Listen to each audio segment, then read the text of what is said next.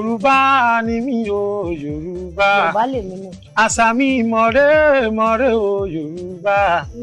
Èdè mi mọ̀rẹ́ kẹ́ bá mi gbé lárugẹ.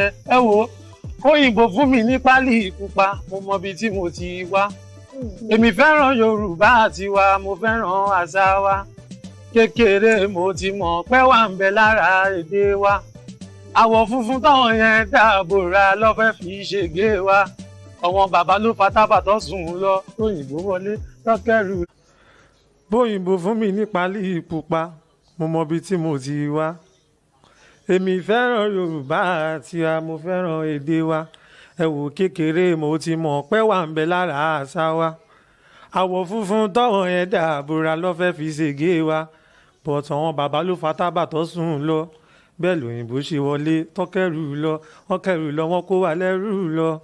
Àṣà mi, l'identity mi, personality mi, it give me spiritual, intellectual and emotional. Ẹ dúró náà ẹ má yọ mí lẹ́yìn, mi ò lè kúkú ẹ̀yìn wo, màá ṣe di bàbá mi tí mo gbọ́, ṣóyìnbó gbọ́ Yorùbá.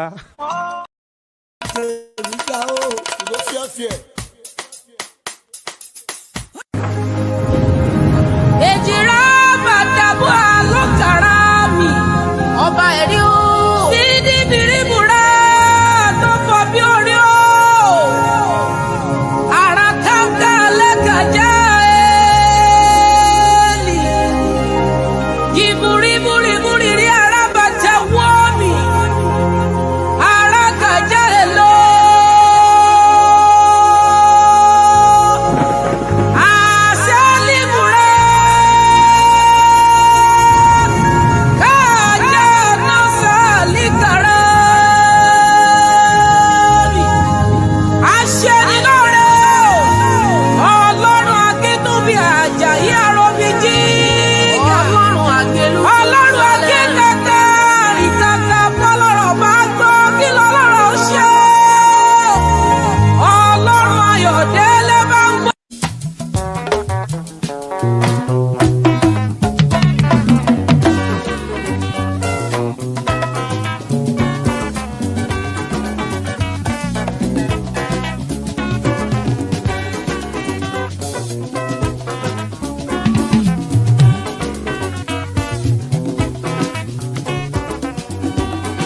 Alára ló lọ́gbọ́n, ajẹ́rò ló nímọ̀ràn. Ewé oníyẹ̀mùyẹ àwọn ló ní ètò gúgéré.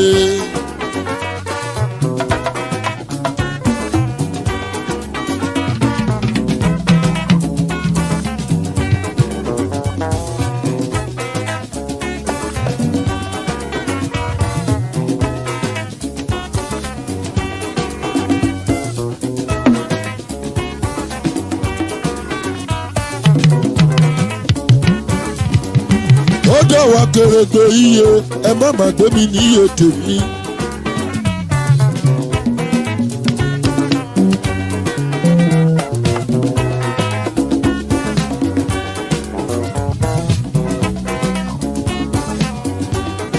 Àgbẹ̀jọ́ bá dáre ní kó dákú kó dá tèmi síre.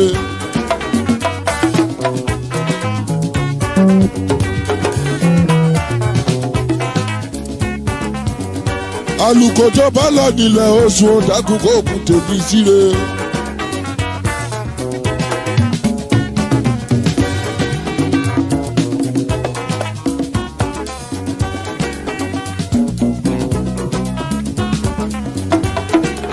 Lékelèké ọmọ yèyí ẹlẹ́fun ìbá fún mi lóòkan ó kan tèmi ń dórí lo.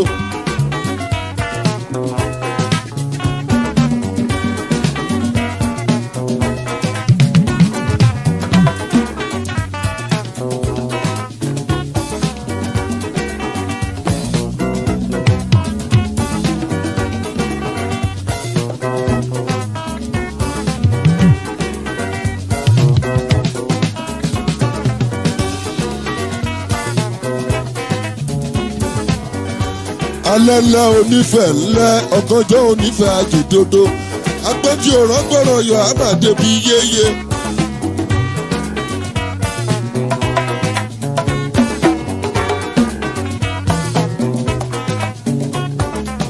ìyá mi ẹlùgbàgbà kẹgbẹrẹ tòmí wá gbogbo ara ní tẹkùtẹkù fi ń jowó. Bánjí ilẹ̀ Ọlágúnjú oníwà tútù tó yàtọ̀. Ìgbà ọdún kan ni o. Mo kí ọ pé ẹni rere. Àmì àṣẹ ni ó máa ṣe torí ẹni yẹyẹlé. Rírọ̀ ní rádàbà lọ́rùn ìwọ onímọ̀ nírà o. Pẹ̀sẹ̀ ní rọ́kókò lágbálá. Bánjí Ọlágúnjú ìbádùn là ń bá nílé olóyìn o. Ní mo sáré ọmọ o. Bánjí Atlanta Georgia l'Amẹ́ríkà. Ìwà kéré ògòdélé láti Ọlọ́run ọba o. Abá ọyọ ọlọ́lọ́dún ó máa yan fáńdà o. Ó yá jẹ́ nkì ọ ní gbèjègbèjọ́. Ọmọ wọn lódò ọwá ọmọ onílé ọlá. Ọmọ awọ́rin tún rírọ̀ ọmọ arójòjò yìí bẹ́yìn ni mò ń ké sí o. Ọmọ àlòkò lára ọmọ onígbò máyàmáyà ṣù. Ọmọ onígbò máyàmáyà tọ̀. Ọmọ onígbò owó abarajọjọ bí ewé ìgbà. Ọmọ olówó joyè méjì pọ̀. Ọmọ arówó ogun bùnà. Ọmọ onílé ọlá. Ọmọ amúrù mẹ́fà yán gbọgbẹ̀dó. Ẹ̀ta gbórí kege. Èjì mú kúkúrú dò. Èyí lá orí ìrìn ó dé kòrò ń jẹ. Ọmọ asòkú bìrì lágbẹ̀dẹ. Ọmọ abìdí owó gbé ìlàjà ni wọ́n ń kéyìn nílé bàbá tó bí ọlọ́mọ. Bánjí Ọlágúnjú ìràwọ̀ rẹ tó ń tọ́ kò ní ìwọ ọkùn o. Ìwọ ò ní sí wáyà Bánjí mo ní ìwọ ò ní ra máyé. Ẹni bá ní o máa ṣe tirẹ̀ ìbínú Ọlọ́run làtọrọ fún ọ. Tóra kàndá ni ọ tí o ṣe ta lò. Àpátápárá o ilé ọkùnrin ogun o. Ìwà rírè ìwà ìbárè mú. Lọ́lá Ọlọ́run wa ò ní wá ọtí láwùjọ olóríire. Ìjì oníjà ó gbọmọ dànù nínú aláboyún. Ayé ò ní ìparí rẹ lọ́wọ́ rẹ o. Fẹ́mi Owólabí MJ bàbá olóyè púpọ̀ ló ní kí ọkú ọdún. Ó ní kórí jẹ́ kó pẹ́ láyé. Àtẹ́pẹ̀lẹ́sẹ̀ ń tẹ́ ẹ̀ náà. Tinútinú la fi súré fún ọ kí wọ́n pẹ́ láyé o.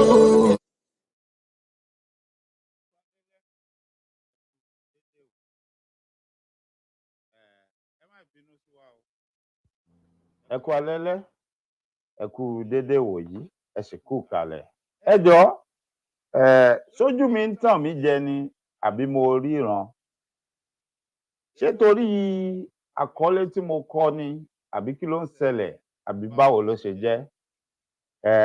Ẹ mọ́ bínú o bẹ́ẹ̀ ṣe ń wọlé, ẹ ṣe mí láǹfààní kan torí kò tí ì yé mi, omi inú ń kọ mí.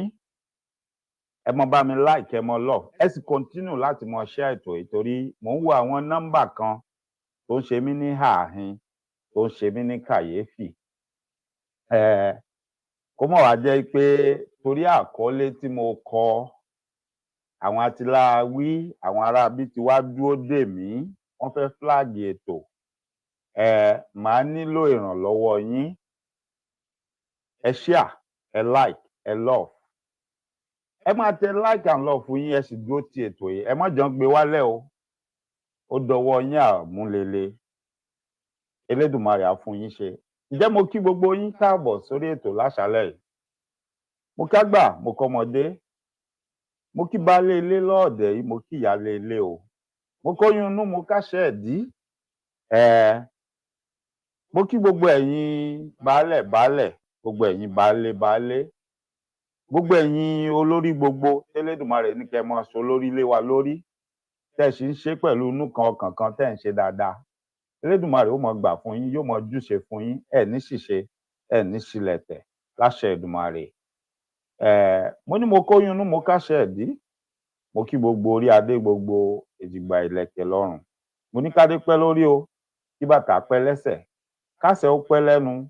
Ẹ̀rùkẹ̀rẹ̀ àdókín ní o, kẹsàn ọba kó jẹ kó pẹ́ fún gbogbo ẹ̀yin tẹ́ ń ṣe dáadáa ńlẹ̀ Yorùbá. Mo tún kí kábíyèsí wa ọba Ghandi Àfọlábí Òrùmọgẹ̀gẹ̀. Ẹ kú ayẹyẹ ọjọ́ ìbí, ẹ̀mí yín á ṣe púpọ̀ ọdún láyé. Ẹ̀yin èèyàn wa, ẹ ṣáà ní sùúrù. Mo sì ń bọ̀ wá ṣètò lórí ẹ̀. Ó ṣeé ṣe kó jẹ́ pé lọ́la màá fi àwọn fọ́nrán kan hàn wá bí kábíyèsí bí wọ́n ṣe ṣe ayẹyẹ ọjọ́ ìbí wọn, àwọn ohun tó ṣẹlẹ̀. Elédùmarè á dilé àti ọ̀nà oníkálukú wa mú. Mo kí gbogbo wa káàbọ̀ sórí ètò. Ẹ má gbàgbé gẹ́gẹ́ bí mo ṣe sọ, kò tí ì yé mi, ṣùgbọ́n kó má bàa wá di pé wọ́n gbé ètò ìwálẹ̀. Ẹ mọ bá mi like, ẹ love, ẹ share. nítorí pé pẹ̀tẹ̀pẹ̀tẹ̀ tí mo fẹ́ náà ní pàpá lásàálẹ̀ yìí ó lè taba ibi tó pọ̀, ó lè bí ọ̀pọ̀lọpọ̀ èèyàn nínú, ṣùgbọ́n òótọ́ ọ̀rọ̀ òdodo ọ̀rọ̀ ni. Òótọ́ ọ̀rọ̀ òdodo ọ̀rọ̀ ni. Ẹ má gbàgbé mo ti sọ iṣẹ́ tó ríran oníkálukú lóníkálukú ń jẹ́ ńlé ayé. Iṣẹ́ tó ríran mi òun lèmi ń ṣe. Ẹnikẹ́ni tá a bá sọ̀rọ̀ ń pa ẹ̀ á bá wọn jà o. It's nothing on personal ground. It's all about Yorùbá land. Ohun tó pa gbogbo wa pọ̀ ilẹ̀ Yorùbá. Ogún ìní, ogún ìbí gbogbo wa. Òun ló pa wá pọ̀, òun là ń bára wa takọ̀rọ̀sọ lé lórí. Á sì bọ̀wọ̀ fágbà, ànírágbà fín. Bẹ́ẹ̀ ni, gbogbo àgbà tó bá dó síbi ọ̀wọ̀, á bọ̀wọ̀ fún wọn. Ṣùgbọ́n òótọ́ ọ̀rọ̀ yẹn nìkan lẹnikẹ́ni ò ní gbà lẹ́nu wa pé ká má sọ. Ẹ má bínú, ẹ jẹ́ kí n sáré kí wọ́n bá àwa tí mò ń rí bí ta ti tẹ àtẹ̀ránṣẹ́. Mo kí yín ìyá mi, ìyáàfin Yẹmí Folúkẹ́, ẹ káàbọ̀ sórí ètò. Ẹ kújọ́ mẹ́ta, ẹ kú gbogbo ìgbà. Elédùmarè adílé àti ọ̀nà yín mú, á máa rí yín bá o. Àìsàn ò ní ṣe yín, àìsàn ò ní gbé yín dálẹ̀ láṣẹ Èdùmàrè. Gbogbo ohun tó ń dùn mọ́ yín nínú kò ní pa yín lẹ́kún. Bàbá mi àbí ìyá mi ni Ìdòwú Owólabí, mo kí ẹ̀yin náà káàbọ̀ sórí ètò. Elédùmarè á bá mi dílé àti ọ̀nà yín mú. Ẹ ní rógun ìdákọ́lẹ̀ o láṣẹ Èdùmàrè, ẹ ní máàmú gbọ́, ẹ ní ṣàṣetì. Bàbá mi Kẹ́hìndé Hòsénì Sàlímàn, ẹ káàbọ̀, ẹ ṣé gan ni, ẹ kú gbogbo ìgbà. Elédùmarè adílé àti ọ̀nà yín mú. Iṣẹ́ yín kò ní dìṣẹ́ mọ́ yín lọ́wọ́ láṣẹ Èdùmàrè. Ẹ mọ̀ rí jẹ, ẹ mọ̀ rí mu láṣẹ Èdùmàrè. Àtijẹ àti mu yín kò ní bọ́ síbi tó ṣòro, kò ní nira láṣẹ Èdùmàrè. Ẹ ṣé gan ni. Mo kí alàgbà Ọláwálé Àlàbí, ẹ káàbọ̀ sórí ètò. Elédùmarè á bá mi dì yín mú, adílé àti ọ̀nà yín mú o. Àtijẹ àti mu yín kò ní bọ́ síbi tó ṣòro. Bàbá mi Tajudeen Owólabí, mo kí ẹ̀yin náà káàbọ̀ sórí ètò. Ẹ kú gbogbo ìgbà. Elédùmarè adílé àtọ̀nà yín mú. Àtijẹ àti mu yín kò ní nira, kò ní bọ́ síbi tó ṣòro. Bẹ́ẹ̀ ni, let it keep going up like that. Ẹ máa bá mi ṣe bẹ́ẹ̀. Bó bá jẹ́ èèyàn náà ni, bó jàǹjànú ló wà lábẹ́ ẹ̀ tó fi pọ̀ báyìí, mo dúpẹ́, mo mọ̀ ọ́ lóore. Ṣùgbọ́n tó bá jẹ́ pé nọ́mbà tí mò ń wò yìí ti toníkà nínú ni, Elédùmarè ò ní fún wọn ṣe láṣẹ Èdùmàrè. Àmọ́ ẹ̀yin tí ẹ jẹ́ olólùfẹ́ wa, ẹ má gbàgbé, ẹ máa like, ẹ máa love. Keep this program up. Don't let them flag it down. Mo kí yín bàbá mi Tajudeen Owólabí, Elédùmarè á gbà fún yín, á ràn yín lọ́wọ́, á fún yín ṣe o. Ẹ ní máàmú gbọ́, ẹ ní ṣàṣetì láṣẹ Èdùmàrè. Ìyá mi, ìyáàfin Fúnkẹ́ Ìyálájé, ẹ kú ètò látàárọ̀, ẹ kú atótónu. Elédùmarè á pín gbogbo wa lérè. Ẹ ní ṣe lásán o. Lágbára Ọlọ́run láṣẹ Èdùmàrè, gbogbo ìgbà tí ire ilẹ̀ Yorùbá bá dé, yóò ṣojú gbogbo wa. Yóò ṣojú gbogbo wa. Wọn ní wá yín tì láwùjọ àwọn olóríire. Gbogbo bẹ́ẹ̀ ṣe wá ń pọ́n gbogbo wa lé, tẹ́ ń kì wá, tẹ́ ń ṣà wá. Ẹ̀yin náà kọ́, Elédùmarè ló ní kó rí bẹ́ẹ̀. Elédùmarè á pọ́n yín lé jù bẹ́ẹ̀ lọ. Gbogbo ibi tí ẹ ti dé, tán ti fẹ́ràn yín, tán nífẹ̀ẹ́ yín, tán ń gbé yín gẹ̀gẹ̀, ẹ ní tẹ́ńbẹ̀ láṣẹ Èdùmàrè. Ẹ ṣeun gan ni, mo mọ̀ ọ́ lóore o. Ẹ ṣeun gan ni. Mo kí yín bàbá mi Àfọlábí Owólabí. Mi mọ̀ bóyá mo ti kí yín tẹ́lẹ̀, ṣùgbọ́n mo ń kí yín. Ẹ káàbọ̀ sórí ètò. Elédùmarè á bá mi dì yín mú, adílé àti ọ̀nà yín mú. Ẹ ní máàmú bọ́ o, ẹ ní ṣàṣetì. Agara ẹ̀dó níṣẹ́ Ọlọ́run, agara ò ní dá yín láṣẹ Èdùmàrè. Bàbá mi Ìdòwú Owólabí, ẹ káàbọ̀, ẹ ṣé gan ni. Ó dà pé mo ti kọ́kọ́ kí yín tẹ́lẹ̀tẹ́lẹ̀. Ẹ má bínú, mo tún kí yín lẹ́ẹ̀kan sí. Elédùmarè á bá mi dì yín lámùrè. Ẹ ní ṣubú fọ̀tayọ̀. Ìyá mi Bọ́sẹ̀dé Aládéníkà, mo kí yín, ẹ káàbọ̀. Elédùmarè á dì yín mú, adílé àti ọ̀nà yín mú. Ẹ ní máàmú bọ́, ẹ ní ṣàṣetì láṣẹ Èdùmàrè. Bẹ́ẹ̀ ni, but it kept increasing and I'm grateful. Whatever it is, whoever it is, whatever is going on, I'm grateful for it. Ọpẹ́ ni f'Elédùmarè, ẹ ṣeun gan ni. Bàbá mi Adébísí Kàbíò Adébọ́lá, ẹ ṣé gan ni. Ẹnìkan sọ pé no voice. Ẹ jọ̀ọ́ ẹ̀yin èèyàn, ẹ bá mi kọ̀mẹ́ǹtì. Èmi ń gbọ́ lọ́dọ̀ mi pé ó ní ọ́díò, bọ̀ mo rí tí wọ́n sọ pé no voice. Bàbá mi, ìyá mi àbí bàbá mi Olúwọlé Adéníjì, wọ́n ní no voice. Ẹ chẹ́ẹ̀kì fọ́lùmù yẹn mà àbí sà. ṣe gbọ́ volume wà mo ń gbọ́ nínú etí mi báyìí pé ó ń jáde torí lọ́pọ̀lọpọ̀ ìgbà torí àìbámọ̀ tó bá máa rí báyìí mo máa ń dà bí ọgbọ́n mo ti máa ń make sure pé mi náà mo níbì kan tí mo ti ń gbọ́ nínú etí mi kí lè mọ̀ bóyá ẹ̀ ń gbóhùn mi àbẹ́ ẹ̀ gbóhùn mi ṣùgbọ́n mo rí i pé ó ń dún lọ́dọ̀ tèmi ok àwọn èèyàn ti ń dáhùn wọ́n ní ó ní volume so màmá mi àbí bàbá mi ẹ check volume lọ́dọ̀ yín ẹ check ẹ̀ mi ní fẹ́ ká pẹ́ lórí ètò yìí púpọ̀ ẹ ṣé gan ni mo ṣe ládùúrà fún yín ṣé bàbá mi ni Olúwọlé Adéníjì Olódùmarè adílé àti ọ̀nà yín mú ẹ ní ṣàṣetì agara ìdóńṣẹ́ Ọlọ́run agara ò ní dá yín o ẹ ní má mú bọ́ láṣẹ Èdùmàrè ẹ ṣé gan ni èèyàn mi ọ̀rẹ́ mi ìmọ́lẹ̀ Yorùbá wà mò ń kíwọ náà káàbọ̀ sórí ètò Elédùmarè á bá mi dì ẹ́ lámùrè á dì ẹ́ mú ò ní má mú bọ́ ò ní ṣàṣetì láṣẹ Èdùmàrè agara ìdóńṣẹ́ Ọlọ́run agara ò ní dá ẹ káàbọ̀ o ṣeun gan ni Albert Oyebat Babatunde Matthew mo kí yín káàbọ̀ sórí ètò Elédùmarè adílé àti ọ̀nà yín mú o agara ò ní dá yín láṣẹ Èdùmàrè ẹ ní má mú bọ́ ẹ ní ṣàṣetì ẹ wo bó bá ṣe é ṣe ẹ push ẹ kó wọ 2000 kó wọ 3000 bá a ṣe ń ṣètò yìí tó bá wọ̀ ọ́ kò ní láìfí kò sáburú ń bẹ̀ àdúrà tèmi àti ohun tó wù mí ni pé kọ́sà máa flag show yìí dáhùn ìyẹn ló ṣe kókó sí mi ẹ ṣé gan ni mo kí yín o bàbá mi Ọláwálé Àlàbí ẹ káàbọ̀ Elédùmarè á wà pẹ̀lú yín adílé àti ọ̀nà yín mú ẹ ṣé gan ni Princess Okodogbe ẹ káàbọ̀ sórí ètò Elédùmarè adílé àti ọ̀nà yín mú ẹ ní má mú bọ́ ẹ ní ṣàṣetì ojú òní tì yín o bójú òṣè tìǹà alẹ́ láṣẹ Èdùmàrè ẹ káàbọ̀ ẹ ṣeun gan ni agara ìdóńṣẹ́ Ọlọ́run agara ò ní dá yín o Elédùmarè á bá mi dúró tì yín ẹ ṣé bàbá mi Tajudeen ok àwọn ṣe mọ tí ọmọlúàbí ni ẹ káàbọ̀ sórí ètò mo kí yín ẹ ṣé gan ni wọ́n ní the voice is loud and clear Elédùmarè adílé àti ọ̀nà yín mú agara ìdóńṣẹ́ Ọlọ́run agara ò ní dá yín láṣẹ Èdùmàrè Elédùmarè á bá mi dì yín lámùrè bàbá mo rí mẹ́sẹ̀gì yín o bẹ́ẹ̀ ni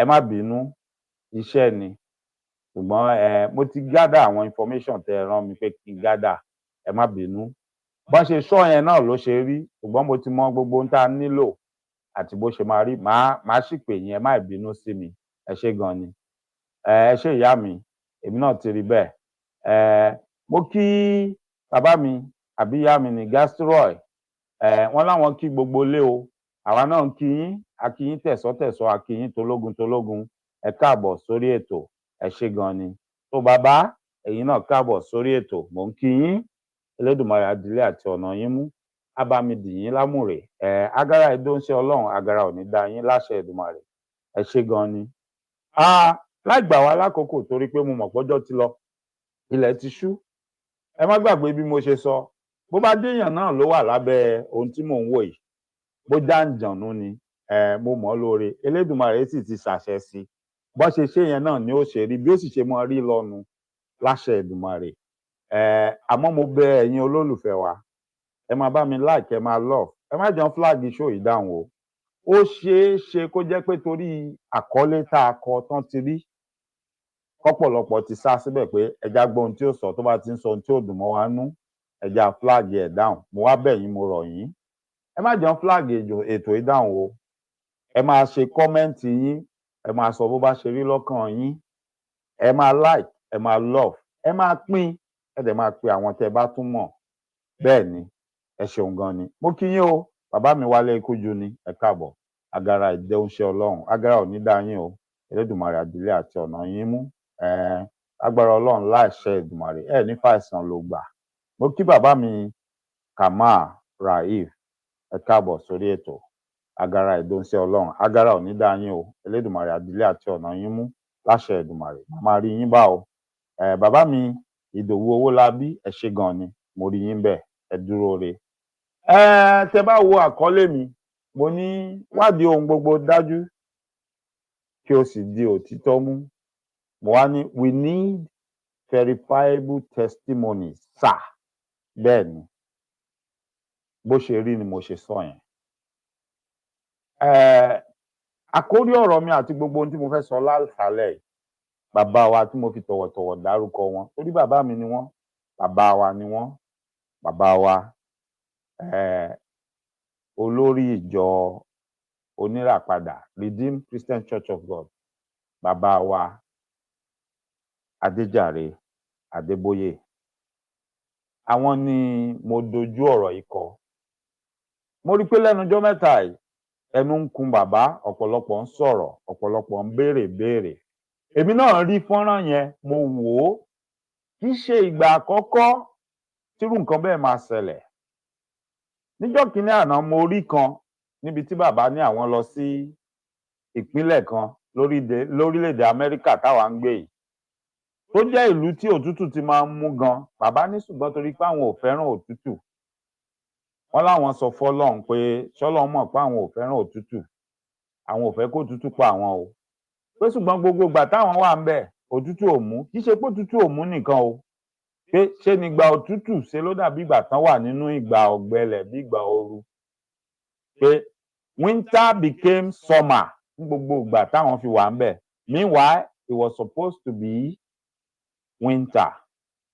Wọ́n wá ní ibi tó ti wá yà mí lẹ́nu ni pé wọ́n nígbà táwọn wá ń kú ò, wípé gẹ́gẹ́ bọ́n ṣe pé àwọn tán padà ṣàlàyé fáwọn pé gbàrà táwọn ń kú ò gẹ́lẹ́ báyìí, gbogbo àwọn yìnyín, àwọn snow tí Ọlọ́run ti torí tàwọn sokọ́ sójú ọ̀run, ó wá bẹ̀rẹ̀ sí dà kalẹ̀. Ibi ẹ̀yẹn ló ti ṣe mí ń kàyéfì. Ṣùgbọ́n wọn ò fún wa ní specific date àti time, as in date tí event yẹn bẹ̀rẹ̀ àti time, date tó parí àti time, nítorí gẹ́gẹ́ bí gbogbo wa ṣe mọ̀ pé ayé ti lajú, ayé ti da ayé ẹ̀rọ ayélujára, ọ̀pọ̀lọpọ̀ ìwádìí lèèyàn lè ṣe, ó ti yé yín, tí ò ní gbàyàn lákòókò, tó tún jẹ́ pé tó bá tún nílò pé kéèyàn tún ṣe ìwádìí síwájú, èèyàn wá lọ bẹ̀yìn ó tún lọ béèrè, ó ti yé yín. Ṣùgbọ́n nítorí pé wọn ò fún wa ní déètì àti táìmù, a lè ṣe ìwádìí yẹn.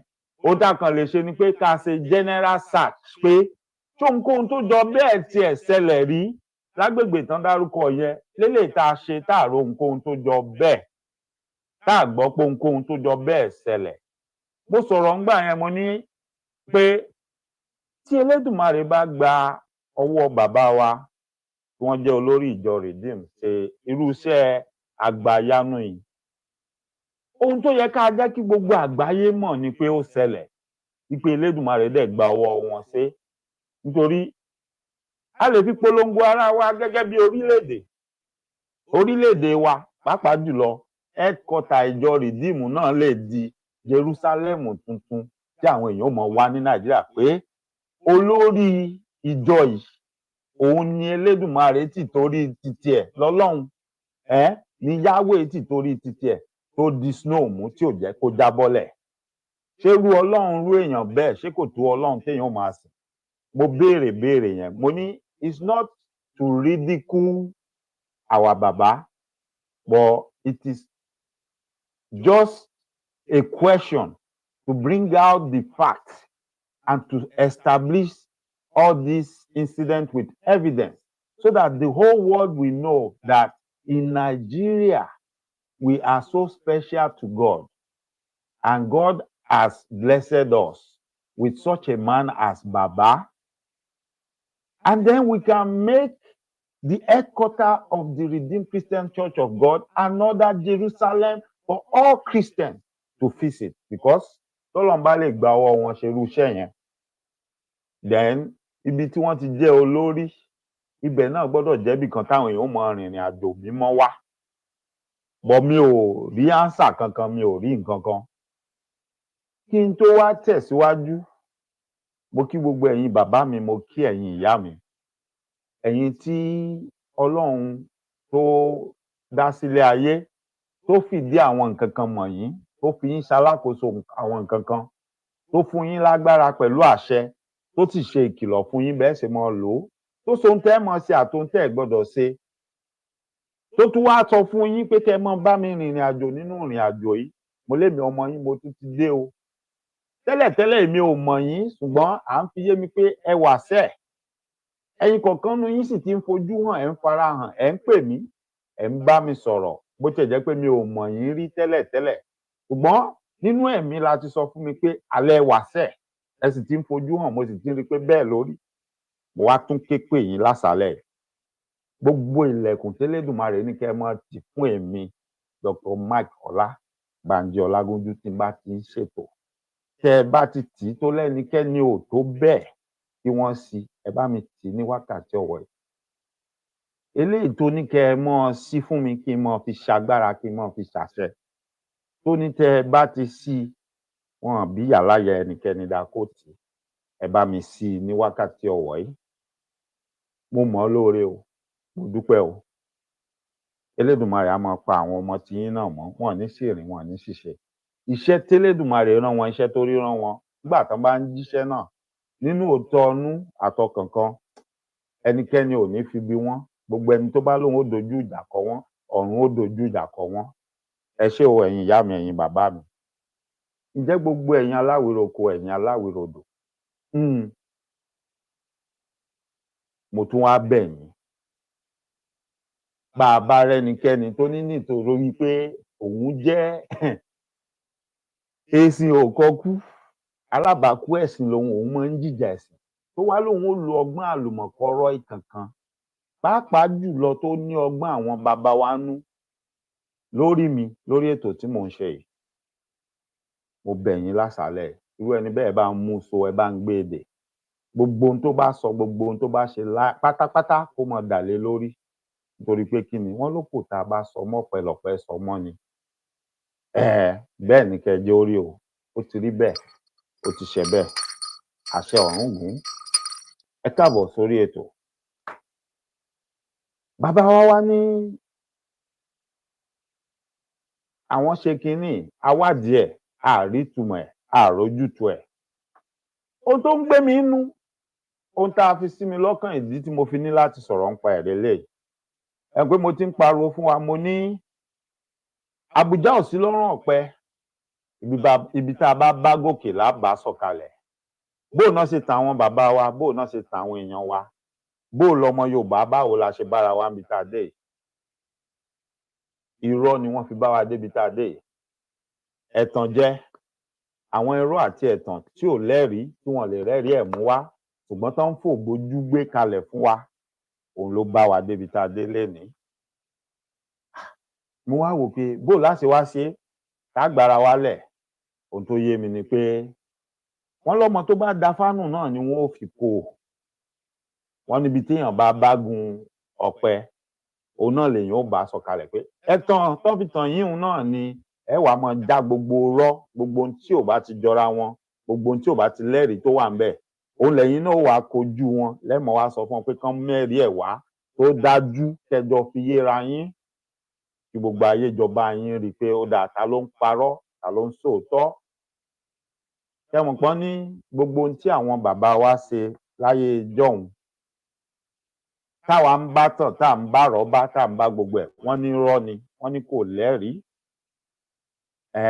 Gẹ́gẹ́ bá a ṣe kọ́ sèmi náà báyìí pé ká mọ̀ bí àwọn náà pé gbogbo ohun tó bá ti sọ kán mẹ́rìí ẹ̀ wá. Èyí tá a bá rẹ́rìí ẹ̀ tó dájú ká gbà fún wọn, ká sì jẹ́ kí gbogbo ayé mọ̀. Ṣé wá rí lórí eléyìí tí mo fẹ́ sọ lásàálẹ̀ yìí, láì dènà pẹ̀lú, ẹ jẹ́ á kọ́kọ́ jọ wo fọ́nrán yìí. Bá bá ti ń wo fọ́nrán yìí, ẹ jọ̀ọ́ ẹ̀yin èèyàn mi, ẹ máa take note àwọn date àti àwọn time tí bàbá sọ nínú ọ̀rọ̀ tí wọ́n sọ ń bí. Ẹ take note àwọn date àti time tí bàbá sọ nínú ọ̀rọ̀ tí wọ́n sọ ń bí. Ẹ bá mi ṣàkíyèsí ẹ̀ torí wọ́n ṣe pàtàkì nínú àlàyé tá a fẹ́ ṣe fúnra wa. Ẹ já wo fọ́nrán, ẹ já gbọ́n tí bàbá wa ń sọ. And I'm going to tell you a story because there's going to be a shaking here tonight.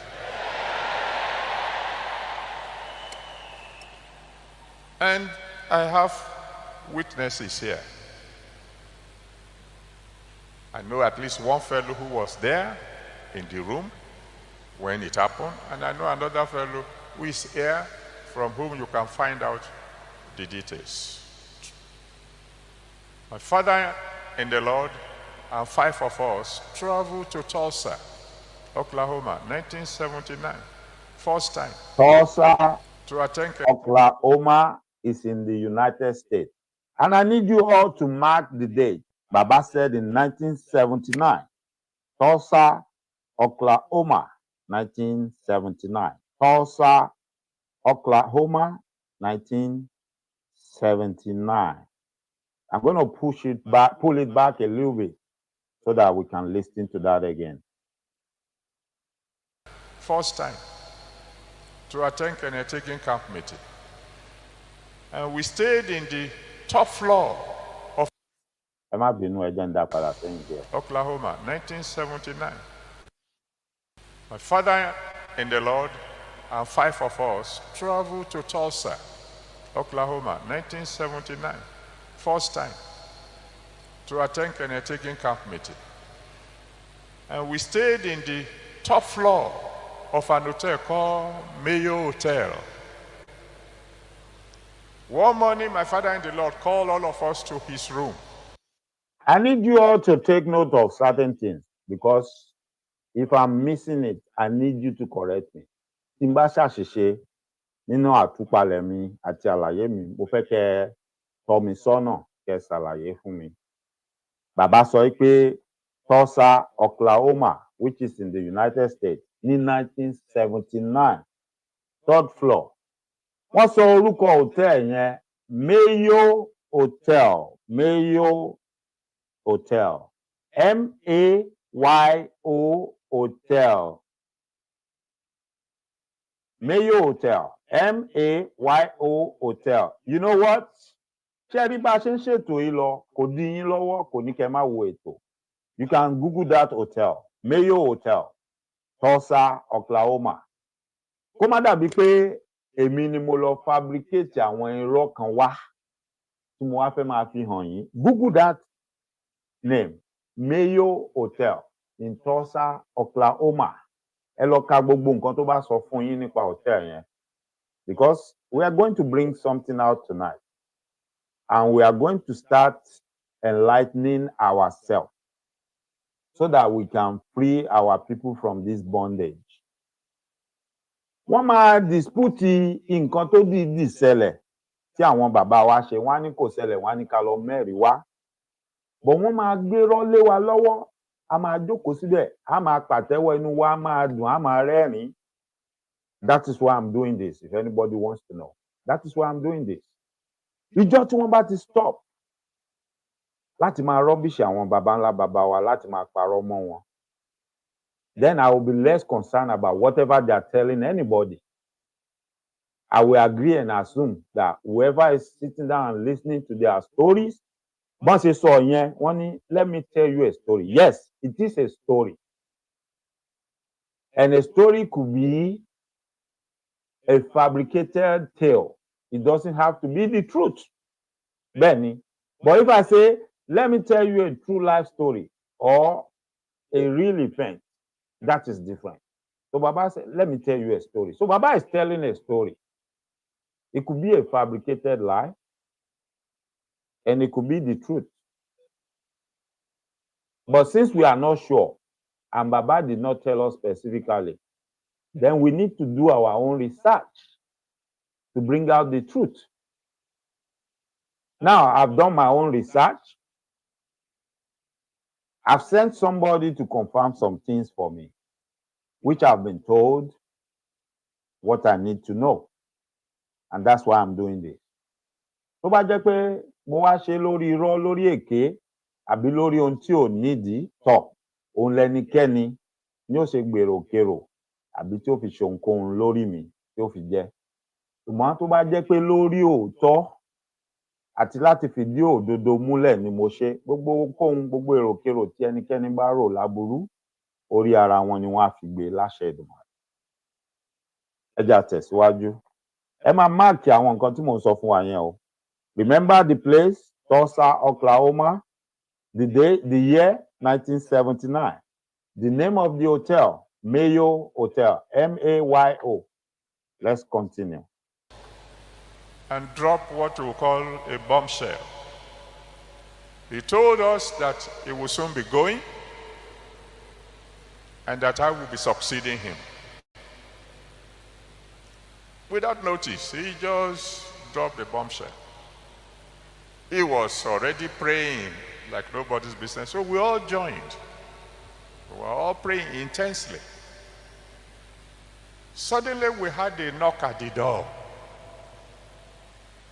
And I went and opened the door, and it was the engineer of the hotel. He said, "What kind of instrument are you playing?" I said, "We are not playing any instrument, we are only praying." He said, no, you are playing a very special kind of instrument. So he came into the room, and he looked under the bed. When he couldn't find anything, he looked in the wardrobe. Finally puzzled, he was going. When he got to the door, he turned again and said to me, "What do you say you are doing?" I said, "We are praying." So I asked him, I said, "Why?" He said, "Because the hotel is shaking. And we have traced the source of the shaking to this room." He didn't believe that we were praying. So after we left, they shut down the hotel. They dug around the foundation to check if there's anything wrong. They saw nothing wrong with the foundation, but the hotel shook. For 30 years, they kept the hotel closed. Until some years ago, I took my children to go and see the hotel. And I saw that the hotel was still closed. Moved by compassion, I laid my hands on the wall and I prayed a simple prayer. 6 months later, the hotel was reopened. Now the point I'm making is this, and you can check with Pastor Stephen. He is here. He lives in Tulsa. He knows all the details. 6 people prayed and shook an hotel. That God is still here. Ṣé gbọ́, gbogbo wa la gbọ́ nǹkan tí bàbá sọ, àbá gbọ́, ń gbọ́ o. Ó ṣeé ṣe ká tún play ẹ̀ later, kí máa wá stop ẹ̀, kí máa wá sọ̀rọ̀. Bọ́ ẹ jẹ́ ká bẹ̀rẹ̀ láti bí, ẹ jẹ́ ká mú bẹ́ẹ̀. Ìbéèrè tí mo kọ́kọ́ fẹ́ jẹ́ ká jọ bira wa níbi tá a bá ti fẹ́ mú, ká fẹ́ fìdí òótọ́ múlẹ̀ lórí ọ̀rọ̀ yìí ni pé, okay, what was the prayer about? Prayer tí wọ́n ń ṣe yẹn gangan lórí kí ló dá lé lórí, àdúrà kí ni wọ́n ń gbà, kí ni wọ́n ń bọ́ lọ́hùn sọ, bàbá ò sọ fún wa. Because àṣà ládùúrà téèyàn ń gbà, á ní nǹkan tádùúrà yẹn dá lé lórí kó tó di pé ó ń ṣèkì building. Now, àdúrà tó ń ṣèkì building tẹ́yìn wà ní 3rd floor. My people, I need you to calm down. We're talking about America here, even though it was a long time ago, 1979. Even as at that time, an event of that magnitude, whereby the building is shaking, it will be in the news, and you will be able to find it online right now, that in 1979, something happened at Mayo Hotel. Even if they don't know the origin, even if they don't know what caused it, if the hotel was shaking to the extent that the people on the 3rd floor could feel it, it will be online right now.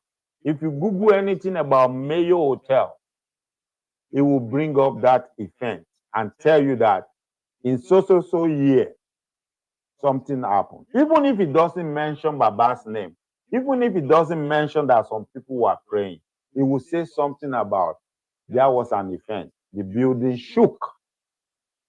Even if they are going to say they don't know the reason why, even if they are going to call it an earthquake, there will be something of that nature. But if you go online right now, I promise you, you will find nothing of such related to Mayo Hotel in Tulsa, Oklahoma. Yes, you are going to find some reports about that hotel, but it has nothing to do with what Baba is saying. It has nothing, absolutely nothing to do with what Baba is saying. But if you are not careful, if you are one of those people that have been blinded by religion, you will not know that whatever you are reading has nothing to do with what Baba is saying. You might assume or just conclude because the dates are close. You might just assume or conclude, oh, that's what Baba was saying. No, it's not. Let me tell you one thing about America. Agents of for America. America will believe in wọ́n sọ pé wọ́n ní wọ́n pé America will ask you who is the sìn bóyá nǹkan ṣẹlẹ̀ wá sọ pé they told me, they said. Americans will ask you who are they. They need you to mention names. Give them names. Who said it? Don't say they said, he said, she said. They don't want to hear that. Give them names. They need names. They will actually tell you who are they? Who is he? Who is she? Who said that? Give us names. Don't tell us they said, he said, she said, or somebody said. Eléyìí tí Yorùbá ń pè ní wọ́n ní wọ́n pé lágbájá sọ kìíní kan tàmẹ́. Who is Tamedu? Who is lágbájá? America will ask you that because they want to document it. Now, lápá abẹ yẹn number one thing tó point to pé story yẹn kò ní any backing. Something is wrong in that story. Now, I asked a question earlier. Kí ni wọ́n ń gbàdúrà lé lórí gangan kó tó di pé building shake? Was the prayer for the building to shake? And why do they need the building to shake? You don't need the building to shake. It's not like you are locked up in jail inside that building because a mọ àwọn ọmọ ẹ̀yìn Jésù Kristi tí wọ́n tì mọ́lé tí wọ́n ní ìgbà tí wọ́n ń ṣe kíni tí wọ́n ń kọ praise and worship tí wọ́n ń yin Ọlọ́run wípé ọgbà ẹ̀wọ̀n yẹn mì gbogbo ṣẹ́kẹ́ṣẹkẹ̀ tá a fi dè wọ́n ó sì dè wọ́n tú dànù pé wọ́n dẹ̀ sá lọ wọ́n wà nù bẹ̀ àbí bẹ́ẹ̀ kọ́ ni. But we know the reason why those people did that. And we understood what happened, right? So what was that prayer about that now shook that big hotel? Bó ṣe ń bọ̀ o, màá fà àwọn kankan wá o. Kì í ṣe ọ̀rọ̀ ẹnu mi la máa fi yanjú ọ̀rọ̀ yìí. Mo ń point wa sí certain things. This is how you do research. This is how you do your finding. Mo rányàn, mo pè fúnra mi. I got the same result. The same thing tí mo rí online. Òun náà ni the same thing tán sọ fún ẹni tí mo rán. Òun náà ni the same thing tán sọ fún mi nígbà tí mo pè fúnra mi. Wípé these are the events that took place. Nowhere in there did they say there was an event. And when questions were asked, there were 6 people praying inside one room on the 3rd floor. That never took place, according to them. There was nothing like that. There was no record of that. And then let me point you to another fact. The hotel engineer doesn't stay in the hotel. The hotel engineer doesn't work with the hotel. The hotel engineer already did his job and left. Everybody in the, okay, if it is the in-house, it is going to be the maintenance crew, the people maintaining that building, which means they really don't know much about that building other than to repair and maintain everything that was installed. And it's not going to be easy for them to just identify that, oh, it's on the 3rd floor. Yes, it's not going to be easy to just identify that this thing is happening from the 3rd floor. Because does it mean the building engineer is staying underneath where Baba was staying? And that was why he knew he was coming from the 3rd floor? Or does it mean he was right above Baba? Or what was it? These are questions you need to ask. These are things that are demanding for answers. So Baba said the building was shaking. And then the building engineer came and asked them, let me ask you, if an high-rise building is shaking like there is an earthquake, would anybody stay in that building? Would the alarm not go off? Would anybody not run outside for safety? Talk less of the building engineer going to ask the people on the third floor what they were doing. That's not going to take place. Everybody will be running for safety. I live here in America. I know what operates. We've read about how things were in the olden days. There is no way and there is no how this event took place, and there is no record. There would have been a record. Eshe Mamami, thank you so much. There would have been a record somewhere that will say something.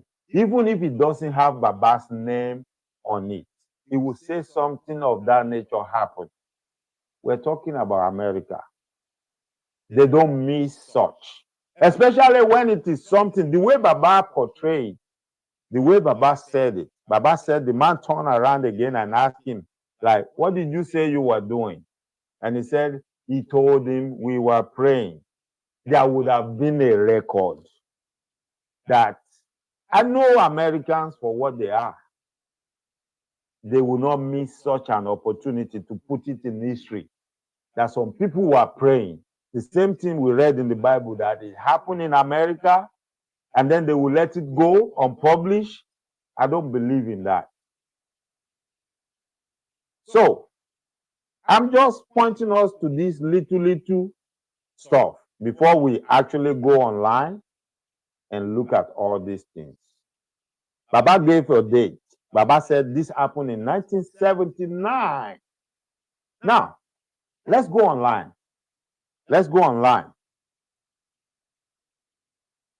Esheru Abami Usman Wahab, he said, watching from Agbara, Ogun State. Thank you so much. Eshigoni, ẹ máa bá wa pín ètò wa, ẹ bá wa sọ fáwọn èèyàn yín. Àtèmi àti ìyá mi, Ìyáàfin Fúnkẹ́ Ìyálájé Global. Ẹ bá wa darapọ̀ mọ́ page wa, ẹ darapọ̀ mọ́ channel wa lórí Facebook, lórí YouTube. Eshigoni, Elédùmarè á ràn gbogbo yín lọ́wọ́. Ojú ìtìná alẹ́, ojú òní tí ẹ̀yin náà. Eshigoni. Now, let's go online and read something quickly before we actually go to Alami, we are still come. I will say, I mean, I've said something about that before, but I'm still coming to all that. Now, ẹ jẹ́ ká jọ sáré lọ fi ojú ká lọ fi wo nǹkan kan lára àwọn tí mo bá pàdé lórí ẹ̀rọ ayélujára nígbà tí mo ń wádìí ohun tí bàbá sọ wípé ó ṣẹlẹ̀ yìí. Nítorí èmi wò pé ó ṣeé ṣe kó jẹ́ pé ó ṣẹlẹ̀ lóòótọ́. Ẹ jẹ́ ká wádìí ohun gbogbo dájúdájú ká lè di èyí tó ń ṣe òótọ́ mú. Òun ló mú mi tí mo fi lọ ṣe ìwádìí. Lára ìwádìí tí mo ṣe, ó yá, ẹ jẹ́ á bẹ̀rẹ̀ láti bí. Here we go. What you are seeing on your screen right here is I don't know if you can see it clearly. Mi mọ̀ bóyá ẹ ń rí dáadáa lọ́dọ̀ yín, but èmi á máa kà á fún yín ohun tó kọ síbẹ̀. Ìgbà tí mo search fún hòtẹ́ẹ̀lì yẹn àti ohun tó ṣẹlẹ̀, ó kọ́kọ́ gbé jáde, ó ní there isn't much information about a death at the Mayo Hotel in Tulsa, Oklahoma. Now, I didn't search for death. I just searched for the hotel, Mayo Hotel. Ó ti yé yín. But ó sọ pé, but here is some information about the hotel's history. Tó máa pè nǹkan ní history, ó mì pé briefly, ẹ jẹ́ á sọ fún yín nípa gbogbo ìṣẹ̀lẹ̀ tó ti ṣẹlẹ̀ níbẹ̀ yẹn. So in that history, if there is anything related to what Baba said, this is where we should have found it. Now let's go to what the brief history. Ẹ máa gbọ́ o. Remember the date Baba said, 1979, Mayo Hotel, Tulsa, Oklahoma. Now, there was a fire outbreak at the Mayo Hotel, and here is the story. Fire at the Mayo building in 1917. Now, 1917 is quite different from 1979. In 1917, a fire at the Mayo building killed 2 firefighters. Now, let me show my face so that you can see me. Because ojúlọ̀rọ̀ wà, I need you to understand what I'm saying. If they have their history dated as far back as 1917, 1917, and Baba, in his own story, Baba was talking about 1979, which means many years after 1917, Baba's own incident took place.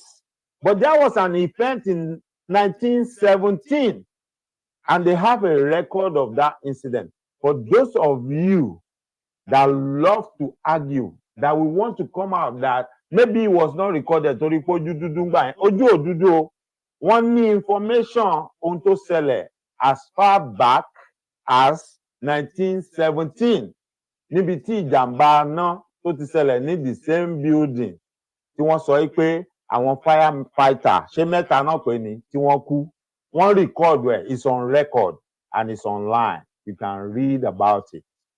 So, tí wọ́n bá rìkọ́ọ̀dù ìjàmbá iná tó ṣẹlẹ̀ ní 1917 ní Mayo building, níbi tí àwọn panápaná méjì tí wọ́n ti gbẹ́mìí mì, ó ti yé yín nípa ìjàmbá iná tó ṣẹlẹ̀. Wọ́n dẹ̀ ń jẹ́ ó yé wa pé Tulsa Fire Department, which I made an effort to call that fire department, and they confirmed to me that yes, that event took place. Ipe ó ṣẹlẹ̀ lóòótọ́. But I didn't see any record of what Baba was referring to in his story, as he called it. Now, let's continue reading. Closing of the Mayo Hotel. Ìdí tí wọ́n fi ti Mayo Hotel pa, ẹ gbọ́ mi dáadáa o. Closing of the Mayo Hotel. The reason why Mayo Hotel was closed down. The Mayo Hotel closed in 1981. The Mayo Hotel closed in 1981. And if I'm not mistaken, Baba said his own event took place in 1979. Take note of the date.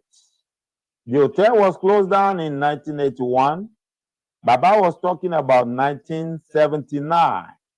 So if the building was shaking in 1979, to the extent that the building engineer had to come and ask what was going on in Baba's room on the 3rd floor.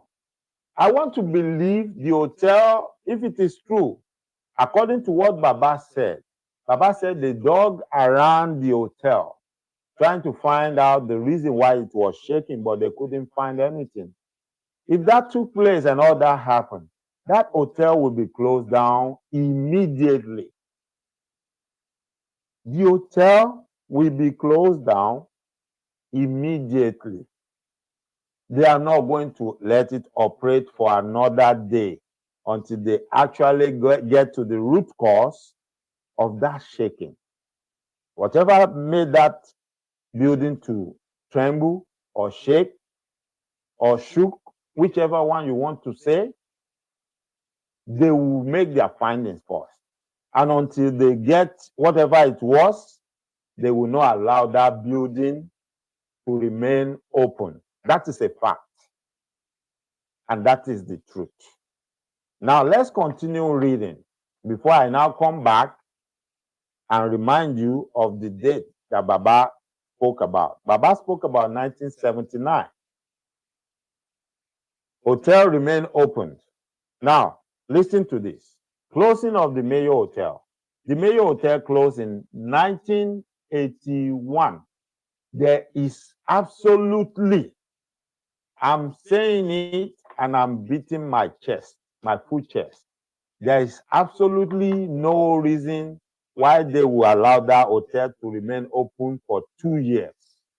If truly that building shook to the extent that the building engineer had to go and ask the people on the third floor what they were doing because they noticed that it was coming from the third floor, which happens to be their room.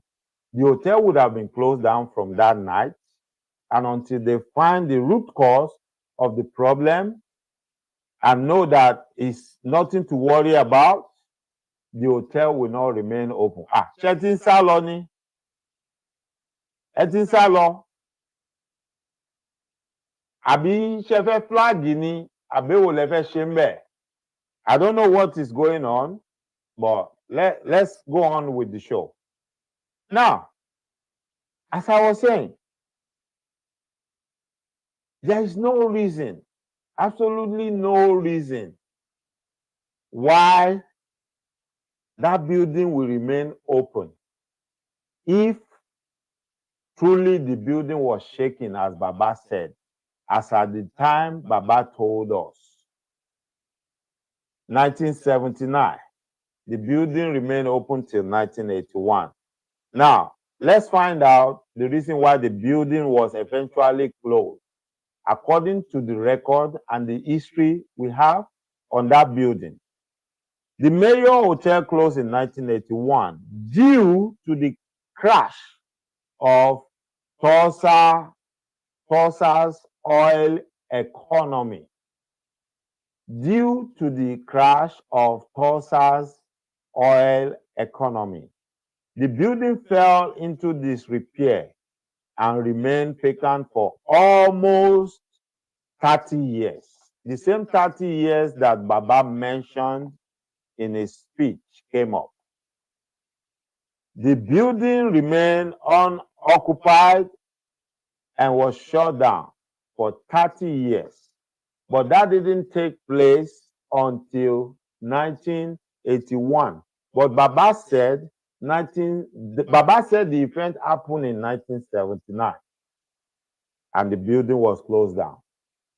But the information on the building, gbogbo àkọọ́lẹ̀ tá a rí nípa building yẹn, ó ní kò sí nǹkan kan tó jọ bẹ́ẹ̀ tó ṣẹlẹ̀ ní 1979.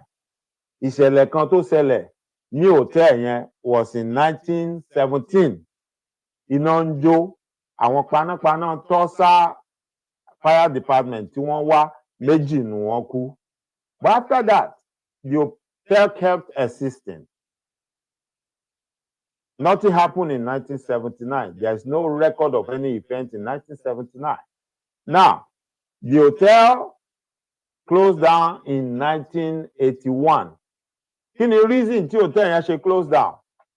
Nítorí pé economy Tulsa, Oklahoma ń gbà yẹn, wọ́n ní oil economy ni. Ṣùgbọ́n nítorí pé oil yẹn ò boom mọ́, the economy was going down. So, which later on, we are going to read where it says the whole building tí wọ́n fi kọ́ hotel yẹn, kì í ṣe hotel ni wọ́n fi gbogbo ẹ̀ run. Àwọn oil company wọ́n rent apá kan bẹ̀, which means they are using the money they are making from the oil company to keep the hotel running, to keep it going, to keep their doors opened. But as soon as the economy fell and the oil company left, or they are no longer, they no longer need the services of the hotel, there's no more money to keep the building up, to keep their doors open, to do renovation, to pay their staff. So they have to close down. That was the main reason why the hotel closed down. No money for maintenance, because the booming oil economy in Tulsa, Oklahoma has fallen.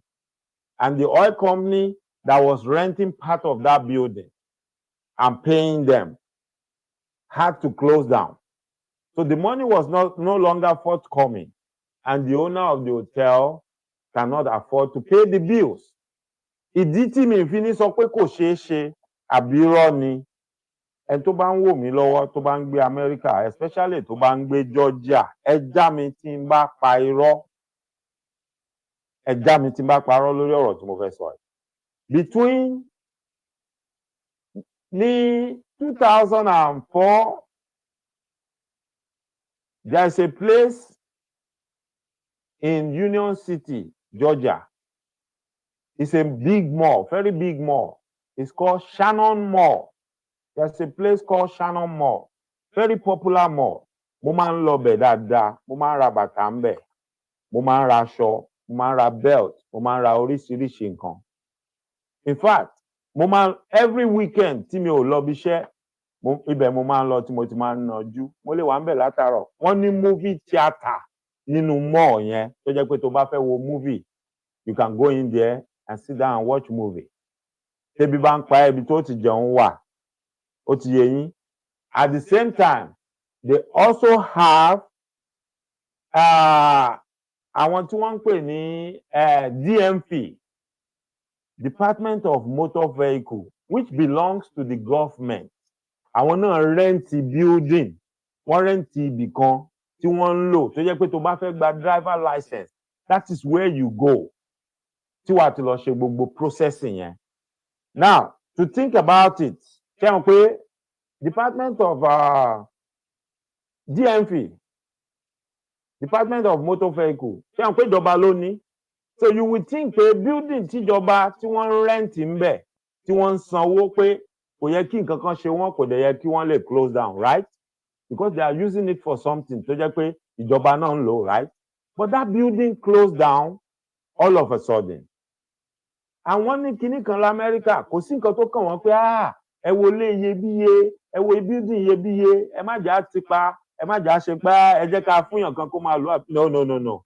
There's nothing like that. Àwọn òkè ẹ̀ o, bó bá jẹ́ 40 years náà ni ó fi wà ń bẹ̀, wọ́n á ti pa tí anybody ò ní lè transact business or ṣe nǹkan kan bẹ̀. Lójijì ni wọ́n ti building yẹn pa. But later ńgbà tí àwa ń béèrè pé kí ló wá ṣẹlẹ̀, báwo ni wọ́n ṣe ti Shannon Mall pa ládùúgbò store tó wà ń bẹ̀, kí ló ṣe wọ́n, kí ni wọ́n ṣe. Later we found out wípé wọ́n ti Shannon Mall pa nítorí pé àwọn tó ní building yẹn gangan tí wọ́n ń lease ẹ̀ fún gbogbo àwọn tó wà ń bẹ̀ táwa ń rí tí wọ́n ń tajà tó ń ṣe gbogbo ẹ̀, wọ́n rí owó san mọ́, wọ́n rówó iná san, wọ́n rówó omi san. To the extent pé omi ò wá flow ń bẹ̀ mọ́, ṣé wọn pé tọ́lẹ̀tì máa wà ń bẹ̀, bathroom gbogbo ẹ̀ tó jẹ́ pé àwọn èèyàn tó bá wá sí mall yẹn wọ́n máa lọ bathroom yẹn láti lọ ṣe gbọ̀nsẹ̀, wọ́n á lọ tọ̀, wọ́n á lọ ṣe oríṣiríṣi. But one thing in America ni pé even kó o nílé kó o ra lé, bó o bá sanwó iná tó sanwó omi, tó bá ti pẹ́ díẹ̀ tán bá ti mọ̀ pé ó sanwó iná náà, ó sanwó omi, bó ló ṣe wá ń rómi tó ń rí iná, wọ́n máa wádìí ẹ̀, tán bá rí pé ò lómi ò níná, wọ́n máa wá short building yẹn down. Wọ́n á ní pé kò wà conducive fún ọmọ èèyàn láti máa gbénú bẹ̀ yẹn. Báwọn ṣe máa ń ṣe nìyẹn. Code enforcement ti máa wá, wọ́n máa wá wọnú bẹ̀, wọ́n á ṣe research. Wọ́n bá wọnú bathroom yín, kò mátà bóyá ó clean kò dọ̀tí, tán bá rí pé kò sómi tó ń flow, tán confirm nǹkan tán ti gbọ́, they will give you a notice. Wọ́n lè fún ẹ láàyè pé a fún ẹ lóṣù kan, iná gbọ́dọ̀ wà ń bí, omi gbọ́dọ̀ wà. Tí ò bá sí, tá bá padà wá, a máa sílì bí ipa. Wọ́n máa sílì ẹ̀pa náà sọ fún ẹ yẹn. Tí ò dẹ̀ sí mímì tó máa mì. And that was what happened to Shannon Mall. Imagine a very big mall, tèrò pọ̀ ń bẹ̀, tí àwọn tó ní business tí wọ́n ń sanwó tán ń ṣe gbogbo ẹ̀ tí wọ́n pọ̀ ń bẹ̀. All of a sudden, wọ́n kàn ti pa, it just shut down. Just for us to find out pé it was because the management couldn't pay the utility bills. So now the government cannot allow them to keep running that place because it's going to be an hazard to people's health. Àwọn tó bá lọ mọ́ yẹn, wọ́n lè lo bathroom mọ́. Tán bá wọbẹ̀, tán bá láwọn lo bathroom, kò sómi tán máa fi flush. Which means, ó ti jẹ́ health risk fún gbogbo èèyàn tó bá ń lọbẹ̀ àbí tó bá wà ní gbogbo agbègbè yẹn. So they shut it down. Mo rántí dáadáa kí Ọlọ́run kó bá mi fi ọ̀run kẹ́ bàbá ìyàwó mi. Mo rántí pé gbà tí wọ́n dé tí mo gbé wọn ta kọjá ńbẹ̀ wọ́n ti tibẹ̀. Wọ́n wá béèrè pé kí ló ṣẹlẹ̀, mo ṣàlàyé fún wọn.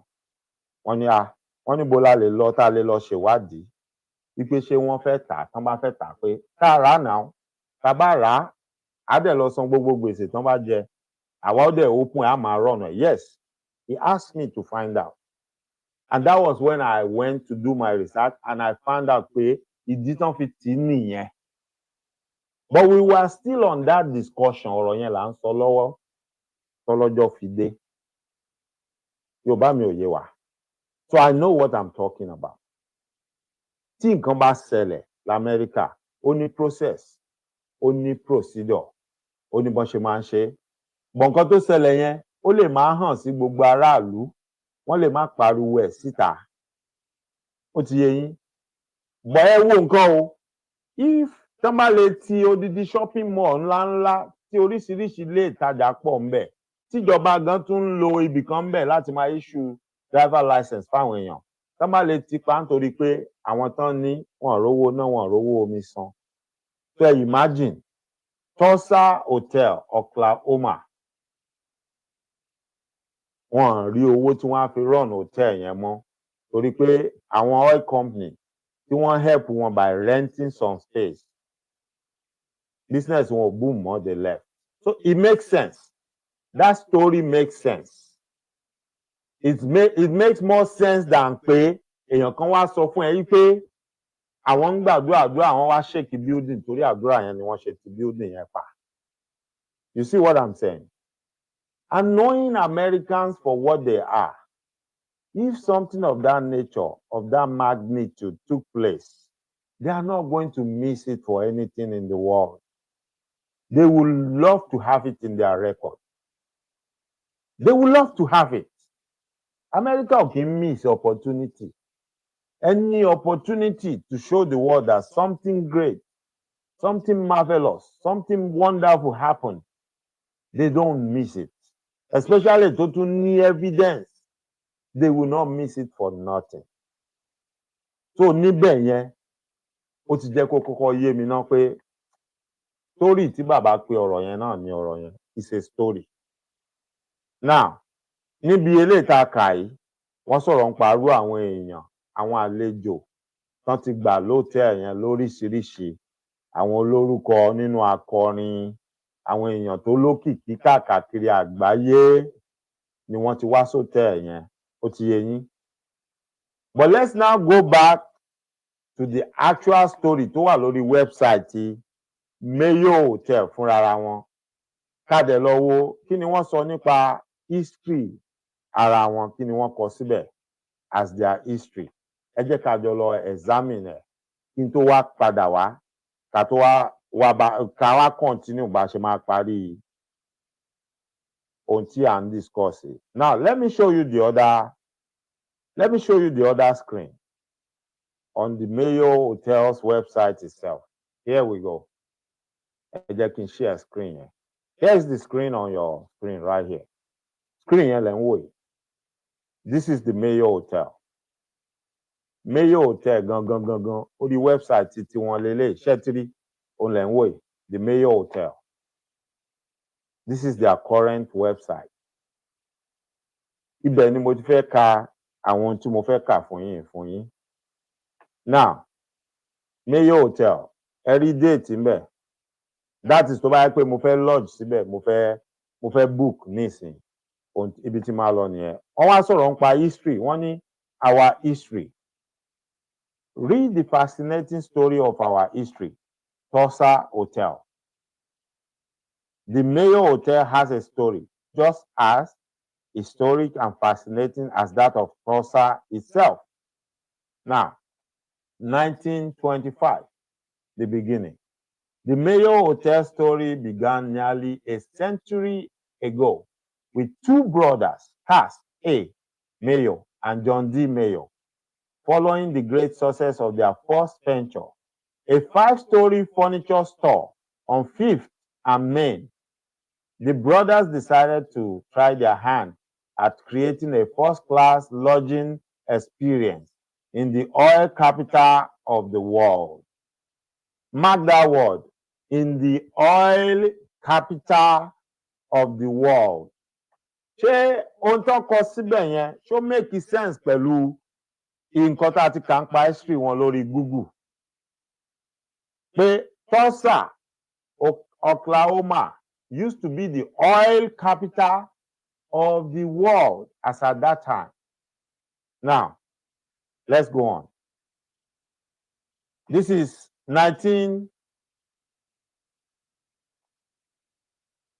They hired architect George Winkler to design a 19-story building. So that was a 19-story. Shengbo, in the Sophonesque Art Deco style of a Chicago schoolhouse, boasting a base of 2-story Doric column with a terracotta facade accented by stone etchings. It soon garnered buzz as the tallest building in Oklahoma at the time, fulfilling their vision of a hotel whose luxurious details will impress even the most discriminating of travelers.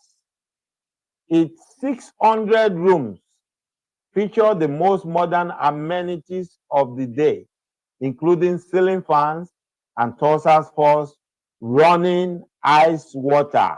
Remember, we are talking about the 1920s now, which means all those stuff are not common.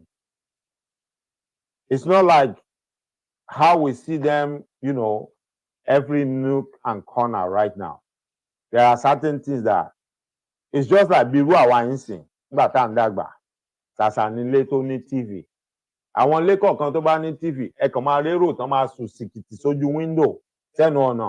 Àwọn èèyàn jókòó sílẹ̀ lẹ̀ wọ́n tẹ̀ ní jẹ́ kó nílé gan ráyè kọjá tán bá ti ń ṣe program tó wà interesting. Bẹ́ẹ̀ náà ni ohun tí wọ́n ń ṣàlàyé ń bíi pé hotel yẹn ó ní gbogbo nǹkan mèremère tó jẹ́ pé nígbà yẹn àwọn nǹkan tó máa wùyàn láti rí tí ò kọ́ mọ̀ ni. Now, ẹ wá gbọ́ níbí ni wọ́n á ti wá sọ àwọn nǹkan tó wà relevant tó máa dispute a lot of things tí bàbá sọ. When the Mayo Hotel officially opened in 1925, it instantly became the social hub of high society, known for its champagne brunches and martini lunches. It was the place to see and be seen. That means everybody, all the who is who, ibi tán máa ń fẹ́ lodge sí, ibi tán máa ń fẹ́ lọ lélẹ̀ ní America. It was the place to see and be seen. Notable guests included President John F. Kennedy, gbogbo alamọ̀yàn tó ń jẹ́ bẹ́ẹ̀, Bob Hope, Charles Lindbergh, Babe Ruth. Babe Ruth is a baseball player, very popular in those days, one of the best. Lucille Ball, Charlie Chaplin, gbogbo alamọ̀ Charlie Chaplin, is a comedian. Ó máa ń ṣe movie, àwọn movie tó funny. Ọ̀nà máa ń show fíìmù ẹ̀ ní black and white tó máa ń jọ́gù bọ̀. Ìgbà míì ó ṣàmọ́ máa ṣe nǹkan tó máa pààyàn lẹ́rìn-ín. Now, those are the type of people that you will see there. And Elvis Presley, gbogbo alamọ̀yàn tó ń jẹ́ Elvis Presley. Now, as well as referred oil men, J. Paul Getty and Wade Phillips, who took up residence for a time. As a result, famous deals were often brokered among oil barons in the opulent lobby, private meeting spaces, or crystal ballroom. In addition, a plethora of other events such as galas, weddings, fashion shows, and star-studded receptions also filled the Mayo calendar. It was not uncommon to see even the biggest names just strolling through the building. One saw the building yẹn bó ṣe popular tó. Now, let's come to 2001, which they titled that the renovation. Ìgbà tí wọ́n tún ṣe nìyẹn. If you are looking on your screen, tẹ́ bá ń wo nǹkan kan, picture bíbẹ̀ ṣe rí kan tó tún ṣe, ara àwọn bínú bẹ́ẹ̀ ṣe rí bó ṣe bàjẹ́ nìyẹn. Now, ǹjẹ́ ẹ rí anything tó jọ mọ́ bíi pé ògiri lanu àbí anything tó jọ mọ́ bíi pé ilé tó ti mì tó ti sán, ǹjẹ́ ẹ rí nínú picture tẹ́ ń wò yìí? There's nothing like that in this picture. But ẹ lè rí wípé the place look unkept. It look like nobody really care about it. Now, let's read this. Although the hotel had a listing on the National Register of Historic Places in 1980. Now, this is very important. Baba said the event happened in 1979 while they were praying.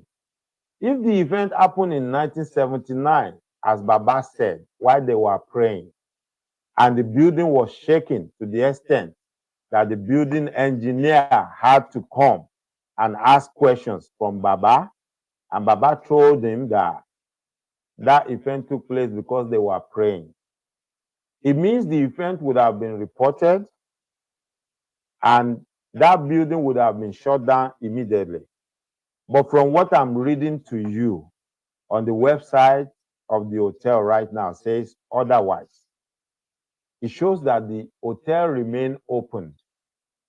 And not only did they remain open, but they actually got to be listed on the National Register of Historic Places in 1980. Then it went further to read that it closed its doors just 1 year later, which means the hotel closed down in 1981. Baba's event is 1979. The hotel closed down 2 years after. So that's not exactly the same as Baba put it. But because, most of us are lazy, and these people know that we are lazy, we are not going to do our research. They know we've been brainwashed. We will believe anything. We will swallow anything. Who can sing? Without thinking, without doing our own research. So they will tell us stuff and play on the fact that we are not going to check it. Just like they will tell you something and say it's in the Bible, and they will quote a Bible passage, banking on the fact that you are not going to take your time to go and open it and read it. That even if you read it, you are not going to go back and read it from the top to the bottom so that you can get a better understanding. But you will just grasp whatever they want you to grasp. You will just make a meaning of whatever meaning they put in your head by whatever they tell you. They're always playing on your intelligence because they already know who we are. They know we so much trusted in them. We are not going to check their word. But most of us, we challenge what our ancestors did, what they actually did, what took place, what happened. We will challenge it. But we believe other people's stories that are false, that are not true. We will never challenge it. We won't even ask a question. But we will keep challenging stuff that took place, that actually happened. Stuff that we can also verify that, yes, it happened in some other, continent, as at around the same time. That, okay, there's every probability or every possibility that our forefathers also has this knowledge. So whatever this person was doing on their continent that got written in the Bible or in the Quran, our forefathers were doing the same thing in their own way, based on their own God-given talent and brain. We don't want to believe that. We want to challenge it and dispute it. But somebody will stand on the pulpit and tell us lies, and we will accept it without questioning. To even think that we will find doctors, professors, amongst people that will just sit down like Dundee and believe supposed stories without checking. Before you become a doctor or before you even get a PhD, you must have done so many research. You know what it is to do a research. and to make meaning of something that doesn't make sense. So why will you sit down and let somebody feed you with lies, and you will not even bother to even take a minute or 5 minutes to check it out and see how far it's true? Yeah, somebody's name was mentioned as a witness, but the person is also a pastor, if I'm not mistaken, and he goes to the same church. So what do you think? Do you think that man will stand up and say, no, that didn't happen? No, he's not going to say that. Even if he was not informed before this story was brought up. We're talking about Baba is saying something. Who is he to stand up and say it's a lie or it didn't happen? Even if anybody approaches him and asks him, he's going to say, yes, it's the truth. He will also bank on the fact that, well, they're probably not going to check it out. They're not going to find out the truth. Or if they check it, they will see that the place was closed down for 30 years. Yes, that's true. Baba got that right. The place was closed down for 30 years.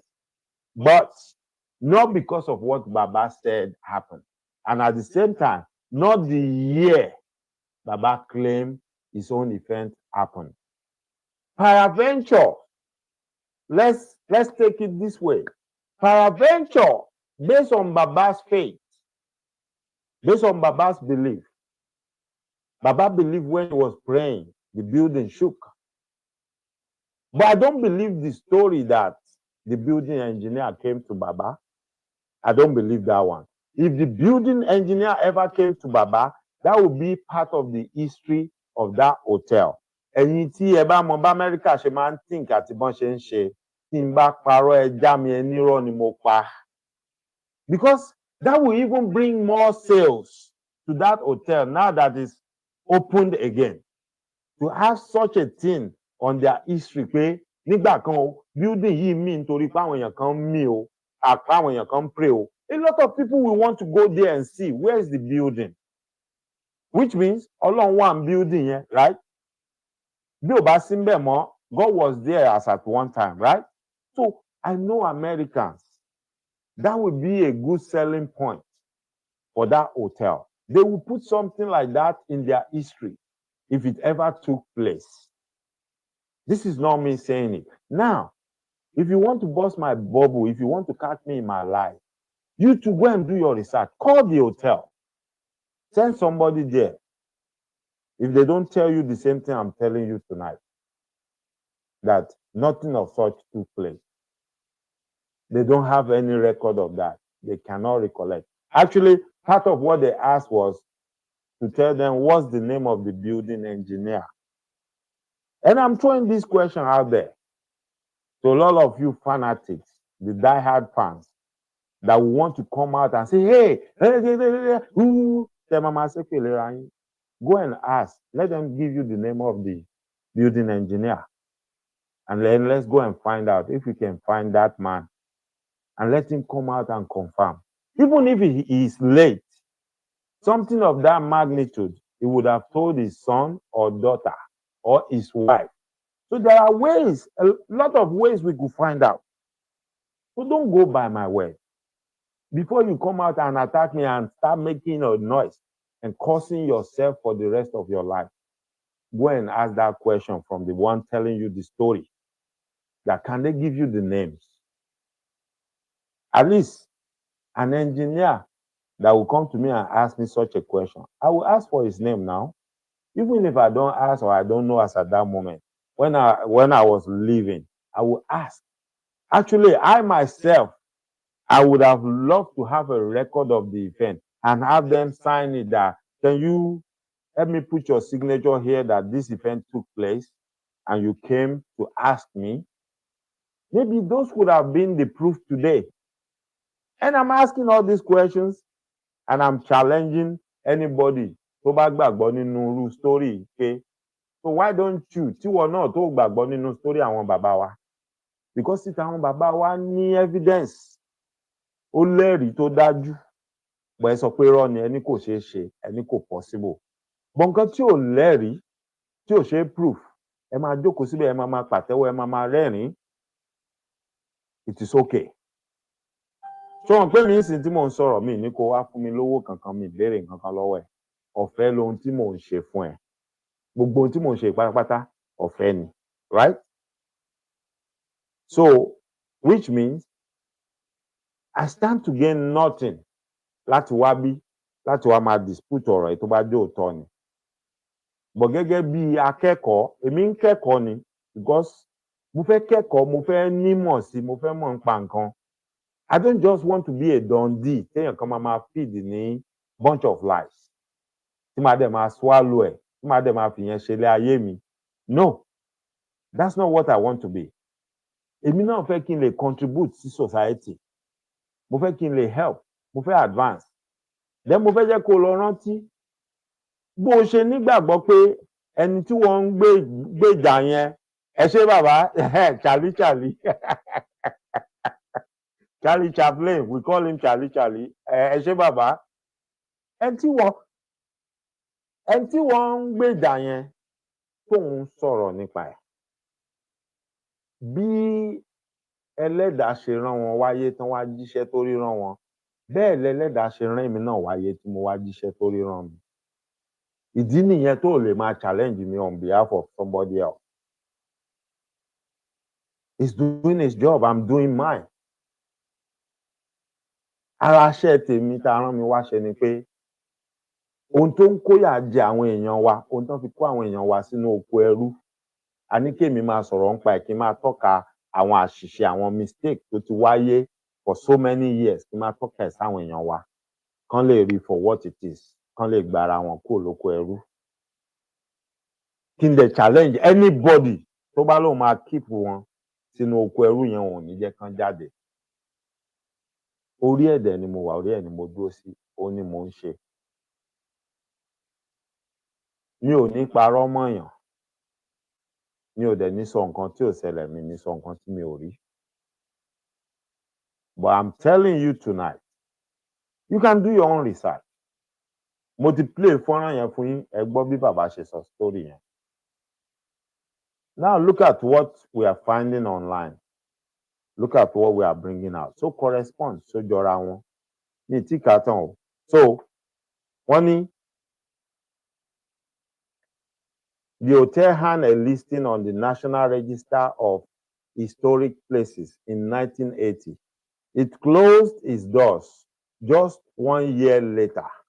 Now, over the next 30 years, the property fell into disrepair as it sat vacant after countless failed attempts to renovate the long abandoned building. Many feared the mayor was destined for the wrecking ball until the Snyder family of Tulsa purchased it in 2001. Èló ná dẹ̀ rà? $250,000. Now they said this dedicated resident remodeled the lobby and hosted events there until 2008.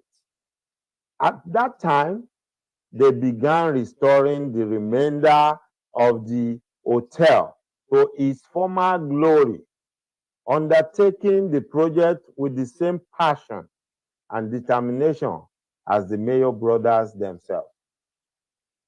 After a $42 million historic renovation, the Mayor Hotel reopened its doors in late 2009, jump-starting the revitalization of downtown Tulsa, steeped in historic detail and modern luxury. The property now offers 102 guest rooms, 76 private residences, and the most fabulous event space in Tulsa for hosting weddings, social events, parties, conventions, and business meetings. That is the history of the Mayor Hotel. What I've just read is the history of the Mayor Hotel. Now, let's go back in time And look at this right here. Where is that? Hold on. Now, talking about the 30 years that the building stood there, falling apart, there is nowhere in there where it was mentioned that it was because it was sealed off, or because there was an earthquake, or because some people were praying and the building was about to crumble and they believe it's going to fall. No, it says it categorically that the people that owns it, that were running it, could not afford to run it anymore. So they let go of it. And then you see, finally, when the new owner bought it, there's no way. Remember now, it says something about the building. Everybody was thinking they are going to do what? They are going to dismantle it. Like the Shannon Mall of Union City that I told you about. Few years after my father-in-law passed, that place was dismantled.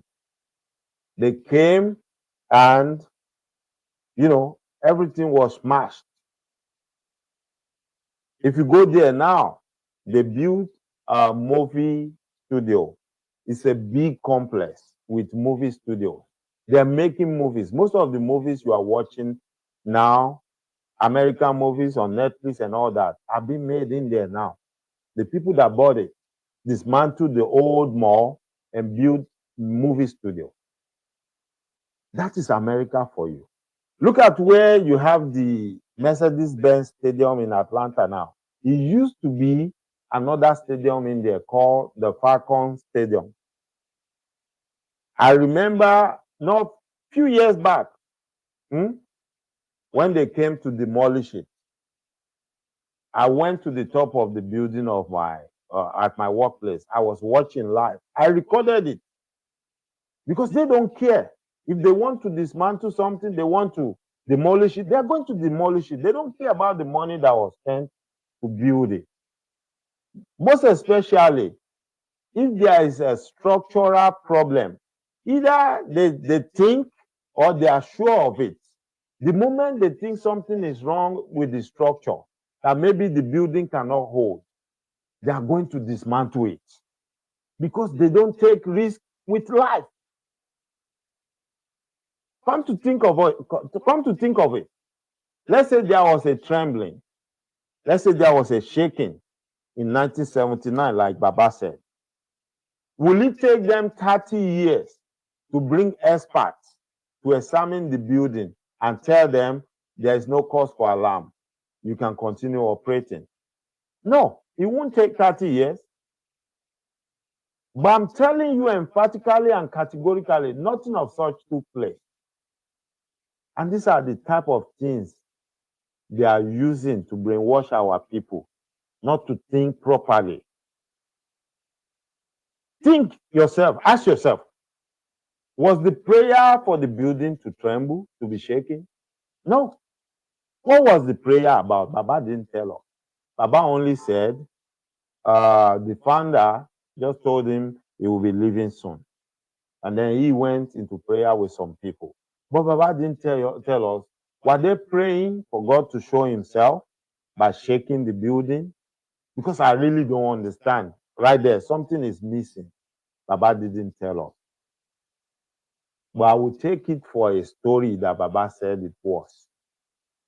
Baba sọ pé, let me tell you a story. So mo máa America ni mo ti gbọ́ pé tó bá sọ pé, oh, I have a story, or let me tell you a story. Lọ́dọ̀ títí wọ́n believe pé, oh, so you are telling us something that was made up. You are not telling us that is something that is real. Except if you tell them pé, let me tell you a real life story, then they will ask you, oh, really? Did it happen to you, or did it happen to somebody and you were there? Or what's your evidence? America might be any. But if you just say, oh, let me tell you a story, only my question, because they are just going to assume, well, okay, you already told us you want to tell us a story, so maybe it's not true. It's something you just want to make up, just to prove a point or to drive your point home. That's their own way of thinking, and that's their belief. This is not me making this up. Approach any American and tell them, oh, let me tell you a story. And find out what they believe after you've told them whatever story. They will tell you, oh, I thought you said you want to tell me a story. Yeah, a story. A story is a story. It doesn't mean it is real. It doesn't mean it's a fact. Except if you tell them, this is a real life story, it happened to me, I was there, and I can testify. Then they will listen to you, and then they will have questions for you. Just to be sure you are not telling them a story. A story is something you are telling somebody to drive a point home, but don't necessarily have to be the truth. I didn't know that before. I only got to America to understand that when you say, oh, I'm telling you a story, they just conclude that, oh, you made it up. But doing my findings and looking at everything, I cannot see any fact or any evidence to back up what Baba said here. There's nothing to prove the point that what Baba said took place. Nothing to show that this actually happened. Yes, there are stories around this time, especially the 30 years period. But it has nothing to do with Baba's prayer.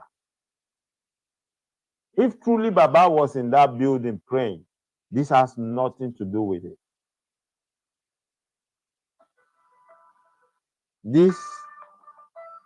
This has got nothing to do with Baba praying in that building. Emma Bino.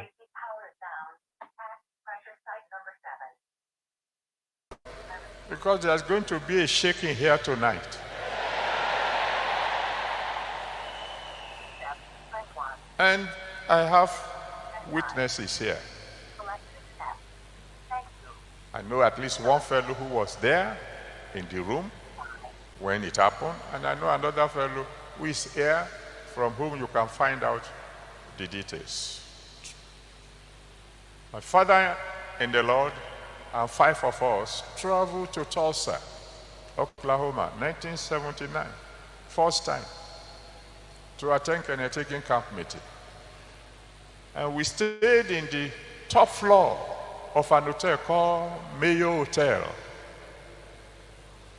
One morning, my father in the Lord called all of us to his room and dropped what we call a bombshell. He told us that he will soon be going and that I will be succeeding him. Without notice, he just dropped the bombshell. He was already praying like nobody's business, so we all joined. We were all praying intensely. Suddenly we had a knock at the door. And I went and opened the door, and it was the engineer of the hotel. He said, "What kind of instrument are you playing?" I said, "We are not playing any instrument, we are only praying." He said, no, you are playing a very special kind of instrument. So he came into the room, and he looked under the bed when he couldn't find anything. He looked in the wardrobe. Finally puzzled. He was... My people, I'm not going to deceive you. Americans don't ask questions like that. Americans will not ask you what type of instrument you are playing. No, they won't. They don't. You see, they have their own way of doing things. For real. So, I can say it point blank. Take this to be a story, just like Baba said. It's just a story. It is something made up around an event that somebody already read about, and then just decide to create an event around it just to put people in bondage by believing in this falsehood. Because they already knew. A lot of people will not do their research. They will not do their findings. They will just listen. And then they will do what? They will swallow it. hook and sinker, one time, no questions asked, no research done. And then they will go around spreading the same falsehood, like, oh, did you hear about this? My bone of contention and my reason for doing this is, gbogbo bí tí èèyàn bá gbàgùn ọ̀pẹ ló máa gbà sọ̀kalẹ̀. Ohun tẹ́ ẹ lò tẹ́ ti fi brainwash àwọn èèyàn wa, tẹ́ fi demoralize wọn, tẹ́ fi sọ fún wọn pé nǹkan táwọn bàbá wọn ní it is nothing because kò ní evidence, kò ní proof. Ohun náà la máa fi gbà wọ́n kalẹ̀ lọ́wọ́ yín pé irọ́ lẹ̀ ń pa fún wọn. Kẹ́yìn náà kẹ́ ẹ máa mú proof àti evidence gbogbo ohun tẹ́ ẹ ń sọ wá. And most of the stuff you are saying, from our own findings, we are finding out they are all lies. Ìgbà tí bàbá wa Babalọ́lá, bàbá wa Joseph Ayọ̀ Babalọ́lá tí wọ́n ń ṣe gbogbo ohun tó ń ṣe, bí n bá ti dáyé mi ò tí ì dàgbà, wọn bí mi dá kí n challenge anything tí bàbá yẹn ṣe, because èmi tí mo ń sọ̀rọ̀ yìí gan, mo ní àwọn ẹ̀rí tó gbé àwọn nǹkan kan tí bàbá yẹn ṣe, mo ní lọ́wọ́ tí mo gbọ́ lẹ́nu ìyá mi, tí mo gbọ́ lẹ́nu àwọn èèyàn mi, pé lóòótọ́ eléyìí ó sojú mi, eléyìí mo mọ̀ gbà yẹn, tó fi jẹ́ ẹ̀rí pé mi ì lè challenge pé irọ́ náà ń pa ohun tí wọ́n ní bàbá yẹn ṣe. Yorùbá mi ò yé wa. Bọ́ láyé ìsìn gbogbo ohun tá à ń rí irọ́, àwọn nǹkan tí ò ní evidence, gbogbo nǹkan tẹ́ ẹ bá máa sọ fún wa láyé yìí, àwọn nǹkan tá à ní lè lọ wádìí ẹ̀, tá à ní lè rí òfin tó pé tó ṣẹlẹ̀ lóòótọ́ àbí ò ṣẹlẹ̀ lẹ máa sọ fún wa. Imagine talking to people in Nigeria, people that have never been to America, people that don't know how to use the internet. I'm not talking about the educated fools now, because all those other ones that call themselves doctors and professors sitting down there, they are educated fools, educated morons, and they are not helping our people. Because these are the people that people are looking up to pay. After all, Professor Wambe, Dr. Wambe, one they believe well, so definitely it must be true. Fún ẹ̀yin tí ẹ lọ sí school, this is telling you pé ẹ̀yin gan lè correct brain ẹni tó lóun lọ sí school pé professor lòun. Ẹ lè correct brain ẹni tó ń pè rẹ̀ ní doctor. O lè má lọ school kó má wọnú school rí, kó jẹ́ pé ọpọlọ ẹ ló máa jí, ìwọ gan ló máa sọ iye ẹni tó lóun ti ka gbogbo òwe láyé ìtàn ló máa sọ jí. Because àwọn lè ti overthink torí ìwé tán kà. Ẹ mọ̀, nǹkan kékeré, nǹkan tó simple tó yẹ pé òní nígi mú wọn, wọ́n lè lọ máa wá kiri lórí àjà. Ṣé you understand? Ó wá jẹ́ pé ìwọ tí ò já mọ́ nǹkan kan yẹn tó lọ sí school, because ìwọ ti fojú wo pé kíní yẹn le, bọ̀ wá fojú wo pé níwọ̀nba ibi tọ́pọlọ mi ń mọ, ó wá gbé láti ibi kékeré, and you will just see the result or the answer right there at the tip of your nose. Nǹkan tí gbogbo wọn ń wá tán gorí àjà, àwọn ọ̀mọ̀wé gbogbo ẹ̀, ó mọ̀ rè, ó lè jẹ́ wọ ló máa wá rí answer yẹn, because ìwọ ò overthink, o ò dẹ̀ stress ara ẹ, o gbọ́ nǹkan yẹn o dẹ̀ sáré process ẹ̀. Nǹkan míì wà kó ń ṣe ọpọlọ òwe la máa fi gbé, gbọ̀ngbà míì tí èèyàn bá ti kàwé àkàjù, á fẹ́ fọpọlọ òwe, á fẹ́ fi túmọ̀ gbogbo nǹkan, á fẹ́ fi ṣe gbogbo nǹkan, which may not be right. Gbogbo eléyìí tá à ń sọ, tá à ń ṣe, tá à ń mẹ́rin wá, tá à ń ka àwọn nǹkan online, tá à ń dárúkọ, torúkọ yẹn ò dẹ̀ yàtọ̀ sí nǹkan tí bàbá sọ yìí, tí àwọn information kan relevant ń bẹ, don't be surprised. Ó ṣeé ṣe kó jẹ́ pé àwọn professor kan ti go online, wọ́n ti Google ẹ̀, and they just saw something that say yes, something happened 30 years ago, and they just run into conclusion pé yes, it is true, but they didn't take time to read the whole history. Wípé no, the time frame does not correspond. Ó yàtọ̀ síra wọn, kò jọra wọn. Kò jọra wọn. A lot of loopholes in this story. A lot of loopholes and a lot of information to miss. A lot of information to miss. Ṣé pé àwọn náà ló yẹ kán lọ kán béèrè question pa. Ó tẹ́ ẹ sọ yìí. Kí lorúkọ engineer yẹn? Why is this not part of the history of that hotel?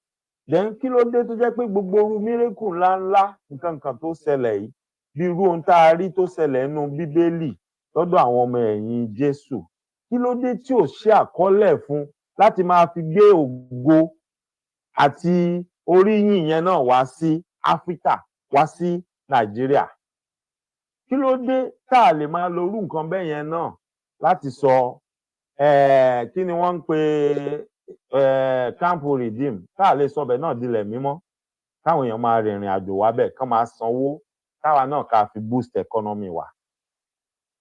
But we can't, because these are things that cannot be proven. There's no evidence that this incident took place. But Baba stood there and narrated this story, and everybody was clapping, shouting. For what? For what? Kill again in there. The only thing they are doing is they are just using all this stuff to rubbish our forefathers and whatever our God-given talent, our God-given everything that we are supposed to utilize to develop our land. And because we are not doing that, we are suffering. Our continent is almost crumbling. And something needs to be done. It needs to be done fast. We cannot fold our hands and watch things go this way. That is why, this is, for me, I believe this is what I've been ordained by Eledumare to do. And I must do it.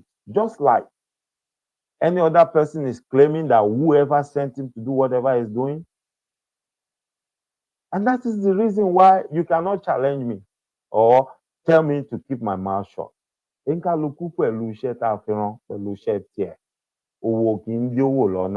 Now, if by you doing whatever you said you were sent to this world to do, you are destroying the handiwork of our ancestors, and you are putting our people in trouble, you're leading them astray. If my job is to come and reveal the truth, if my job is to come and ask you questions, the same way you've asked our forefathers, just to rubbish them.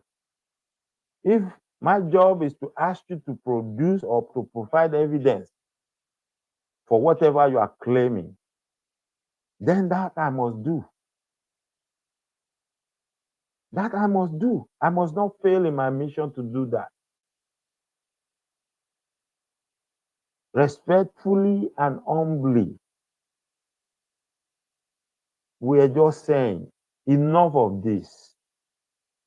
Enough of stuff that we cannot verify. Enough of all these stories without evidence. Enough of cooking up stuff that people cannot, get hold of anything to say, yeah, this really happened. Enough of giving us names that makes people laugh when they hear about us Africans. Say, oh, all you people know is to build church and tell yourself stories and tell lies. And then kept telling us that's why we cannot progress. And that's the truth. Ìdí nìyẹn tí ò fi lè sí dàgbàsókè. Odidi professor tó ti kàwé tó yẹ kó máa think bá a ṣe máa ṣe nǹkan kan tá a máa tẹ̀síwájú tó yẹ pé ibi tí wọ́n ti ń parọ́ fún tí ò tiẹ̀ mọ ibi tí ó gbà tó fi lọ wádìí irọ́ yẹn ló jókòó sí. That's part of the problem we have. Ìdí nìyẹn tó fi jẹ mí lógún tí mo fi nígbàgbọ́ pé mo gbọ́dọ̀ sọ̀rọ̀ nípa ẹ̀. Because it is wrong. It is totally wrong. There is no other way to say it. It is totally wrong. Eégún nẹgba ẹni tó ń gbowó kí ló dé? Ẹ tún ti bẹ́ẹ̀ náà lẹ tilẹ̀ dípọ̀ mọ́jọba. Ẹ̀yin lẹ ń jẹ gbogbo ẹ̀. Ẹ̀yin lẹ ń decide who will be what, who will be who. And I will do this, and I will say the truth. Just the same way I'm saying it to the Muslims, I'm saying it to the Christians. This is not about religion. It's got nothing to do with religion. Àwa ò take side pẹ̀lú ẹnìkankan. Ọjọ́ tó bá kan tó oníṣẹ̀ṣe náà a máa kó fún wọn bàbàm láì wojú wọn ni. Tó sì sí nǹkan kan tí ó ṣẹlẹ̀. Ilé òun ṣe pé wọ́n ń take side, wọ́n ń gbè lẹ́yìn àwọn kan. But one thing is certain, one thing is sure. Oníkálukú pẹ̀lú ẹ̀bùn títí ẹ̀. Elédùmarè tó dá wa sí continent of Africa, tó dá wa sí ilẹ̀ Yorùbá, tó fún wa ní ìmọ̀ àti òye àti gbogbo àwọn ewé àti gbogbo ohun tó fi yí wa ká yẹn. Tó fún wa ní ọgbọ́n tá a fi ń ṣe gbogbo ohun tá à ń ṣe yẹn. Ó mọ̀ ìdí tó ṣe dá wa síbẹ̀. Ó mọ̀ ìdí tó ṣe fún wa ní gbogbo nǹkan tó fún wa yẹn. Nítorí ká lè ṣàmúlò ẹ̀, ká lè fi máa dàgbà sókè ni. Mo sọ nínú ètò mi tí mo ṣe ní 3 days ago, màá tún repeat ẹ̀. The only reason tí Africa ò progress ni pé talent tiwa tán fún wa àti lọ rí mọ́lẹ̀. Àló. Ó làwọn ẹni ẹlẹ́ni wọ́n ṣe wá mú wa tán fi wá ṣohun tó wù wọ́n. Go anywhere in the world, look all over. You will find our people. Most of them are the brains behind all these things. Most of them are the brains behind all these things. Bọ́n bá wà nílé, ẹ ní jẹ́ kí talent yẹn dàgbà, ẹ ní jẹ́ kó grow. Nǹkan míì lẹ́gbìn sí wọn nú, ẹ lè ní kán lọ pray sí, ẹ lè ní kán lọ gbé Bible mi, kán gbé rù. Wọ́n gbọ́dọ̀ mọ Bible láti Genesis dé Revelation. You just make them to do stuff that will not help them to develop their God-given talent. At the end of the day, they become useless.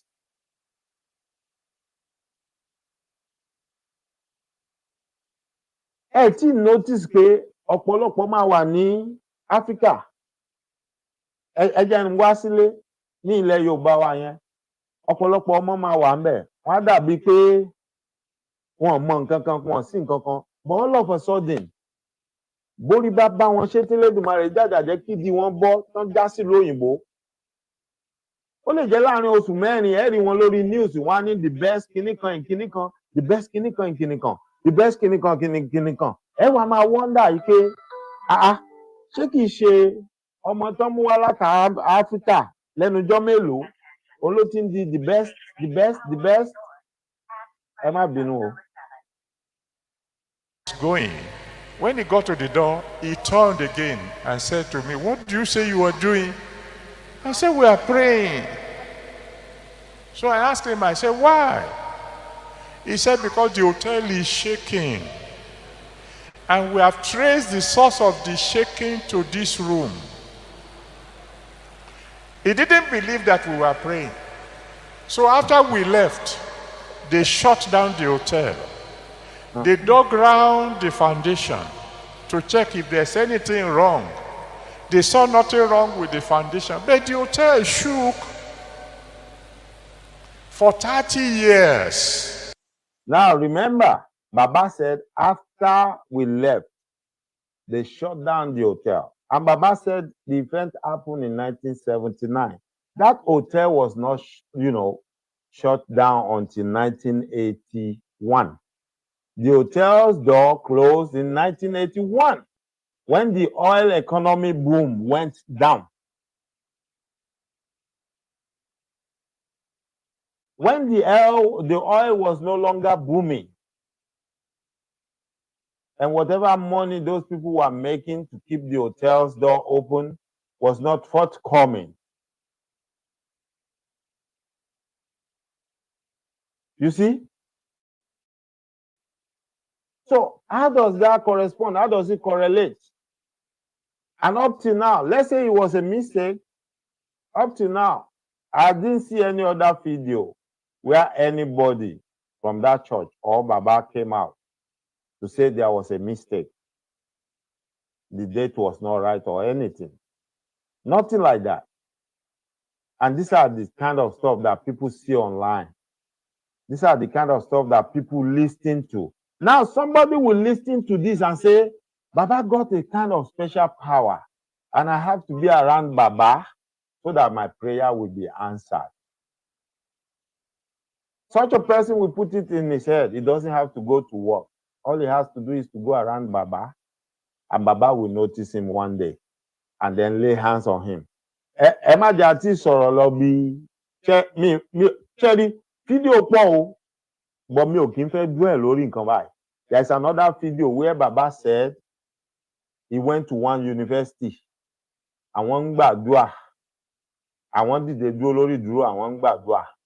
Àwọn student yẹn wọ́n wá lọ bí chair tán gbé fáwọn táwọn jókòó lé.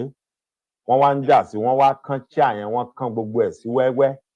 Wípé kan nú àwọn student yẹn, igi àkúkán tó rí mú lára chair yẹn ó mú lọlé. Ẹ̀gbọ́n rẹ̀ tó ti ya wèrè fún ṣé 60 àbí 16 years. Ó fi kàn lára, ara ẹ̀gbọ́n rẹ̀ wá yá, ara wèrè wá yá. And I told myself, I said, oh, no wonder. Maybe àwọn èèyàn kan ti gbọ́ story yìí rí lẹ́nu bàbá, torí mo rántí pé gbà tí bàbá wá sí Atlanta. There is one church tí wọ́n wá open bí by Redeem. Church yẹn ni mò ń lọ tẹ́lẹ̀ ńgbà yẹn. Ó wà ní Moro. Ìgbà tí bàbá wá open church yẹn, mo rántí pé ṣé àti bàbá jókòó lé tán gbé fún bàbá tí bàbá fi jókòó. Bí mo ṣe gbọ́ pọ́n ń jà sí náà nìyẹn pé èmi máa gbé lọlé, ìwọ kọ́ ló máa gbé lọlé. What has that got to do with anything? And we are still the same people preaching pé àwọn kan ń bòrìṣà, àwọn èèyàn kan ń bọ èèyàn kan, wọ́n ń tẹ̀lé èèyàn. But kí lẹ̀yin ń ṣe yẹn? Ẹ sọ bàbá di Ọlọ́run. Right? But Baba himself said, ṣé àtàwọn jókòó lé àwọn èèyàn kan wá mú àkúkán igi lára tí àyàn ó mú lọlé, ó fi kan ẹ̀gbọ́n rẹ̀ tó ti ya wèrè fún àìmọye ọdún lára, ara wèrè wá yá. So you can see the reason why people are thinking like that. Pé ibi tí bàbá bá jókòó lé àbí anything tó bá wá látara bàbá yẹn, it means something. You see? Meanwhile, wọ́n sọ fún ẹni yẹn pé wo ó lè ṣàdúrà fún rẹ, ohun tó ní láti ṣe ní kò dẹ̀ ṣàdúrà, ọ̀nà ẹ̀ máa là, ọ̀nà ẹ̀ máa ṣí, kò believe nínú ẹ̀. Meanwhile, nǹkan tó ń sọ fún yẹn is the truth o, ó máa ṣiṣẹ́ fún o, ó máa ṣiṣẹ́ fún o, but kò believe nínú ẹ̀ nítorí pé àwọn bàbá ti sọ fún pé kó má believe nínú ẹ̀, àwọn ni kó máa wò, àwọn ni kó believe, àwọn làwọn lè lead ẹ̀ lọ the right place níbi tí nǹkan tó wá yẹn tó máa ti tó lọ́wọ́.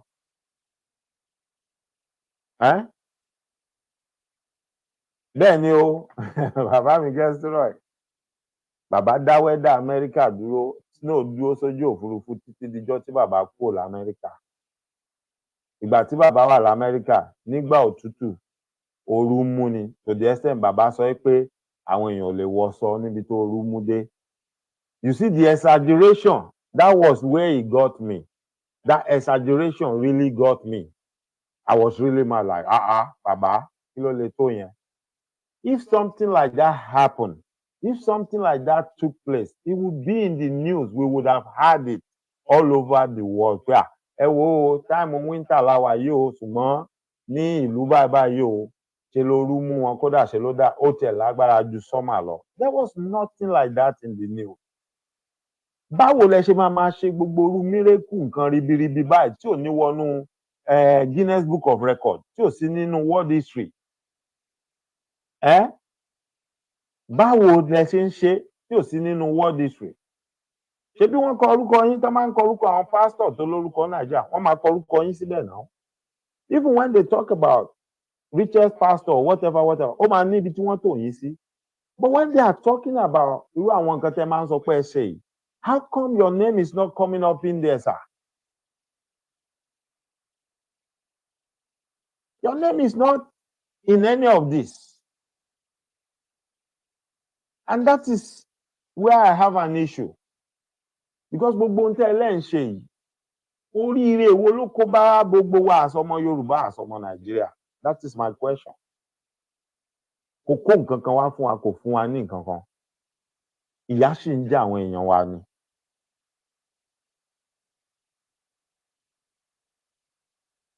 That's part of it, sir. Bàbá mi Olúwọlé Adéníjì. Yeah. That is what we need to do. Confront them with facts. Bring out evidence and challenge them so that people will see the difference. Mo dẹ̀ ń bẹ̀ gbogbo àwọn èèyàn wa náà. Most of you that came from great heroic families, tí àwọn bàbá ńlá bàbá yín ti ṣe nǹkan táwọn èèyàn wọ̀nyí ti dispute ẹ̀ tán nírọ́ ni, that you have the facts, you have the evidence. Bring them out. Let's challenge them. Let's challenge them. Show them pé okay, nǹkan táwa ń sọ ẹ̀rí ẹ̀rí.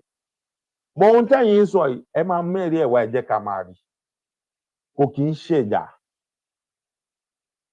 Perhaps people will start seeing the difference.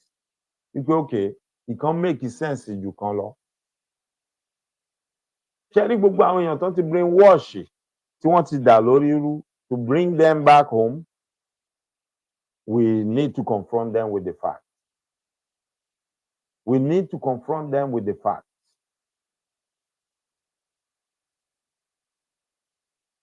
We need to confront them with facts. And we need to challenge them when they are telling stories. Don't let me say when they are telling lies. Aha, that reminds me now. America believes it's a kind of respect to tell you that you are telling stories than to tell you that you are telling lies. They believe they would rather tell you, oh, you are telling a story, than to confront you and say you are telling a lie. So if somebody say, let me tell you a story, if at the end of the day they don't believe your story that is true, they just conclude like, well, he already said he's telling us a story. So a story is a story. It's not the truth. This one that Baba told these people is a story. It's not the truth because it cannot be verified. There's no evidence. And let no fool come here and write comment and say, oh, nǹkan Ọlọ́run èèyàn ò lè rí evidence. Irọ́ lẹ pa. Irọ́ lẹ pa. Ọ̀pọ̀lọpọ̀ ohun tó ṣẹlẹ̀ nínú Bíbélì níbi tán ti challenge ara wọn. We all saw the evidence. The evidence was there. Ẹnu kọ́ náà fi sọ. It happened and the evidence was there. Even up to the story of Samson. Nígbà tán kìlọ̀ fún irú èèyàn tó jẹ́ pé kábẹ́ má ba orí ẹ̀ tó sọ tán padà gé irun ẹ̀. Nígbà tí nǹkan tí ó ṣẹlẹ̀ sí wọ́n sọ fún wa.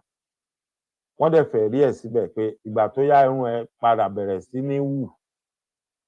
Ọ̀dọ́ ò ti fọ́ lójú pé ó dẹ̀ bẹ Ọlọ́run pé bó tiẹ̀ ṣe lẹ́ẹ̀kan ṣoṣo yìí fóun ní agbára kó jẹ́ kóun pa àwọn ọ̀tá òun rẹ́ bó tiẹ̀ ṣe kóun ó kú pẹ̀lú wọn kóun kú pẹ̀lú wọn. And that was exactly what happened according to what they wrote there. Irú yẹn since tó jẹ́ pé àríyàn kankan tí ó sọ fún wa pé rọ́ ni àbó òótọ́. And if you Google or search, that's the only thing you are going to find. A lè dispute ẹ̀. Bó ṣe yẹ kí ọ̀rọ̀ àwọn baba ńlá baba wa náà rí nìyẹn pẹ̀lú nǹkan táwọn baba ńlá baba wa ṣe. Ìbọn bá ní great grandfather àwọn kan pé ọdẹ apẹrin ni ó mọ̀ ń perin ṣeré ni ẹ máa challenge ẹ̀ nírọ́ ni wọ́n ń pa. Bọ́n bá ní ẹnìkan ó ṣe kinní kan ẹ máa challenge ẹ̀ nírọ́ ni wọ́n ń pa kan lọ mẹ́rin wá ó tẹ́ mọ̀ pé wọ́n lè rí evidence mú wá tẹ́dẹ̀ mọ̀ pé kò sákọọ́lẹ̀. Ìyẹn lẹ máa wá lò pé ẹ̀rí irọ́ náà ń pa. Then you are fond of challenging pé tẹ́ bá lọ́lọ́run yín lè ṣe kinní kan ní kó ṣe kinní kan fún yín.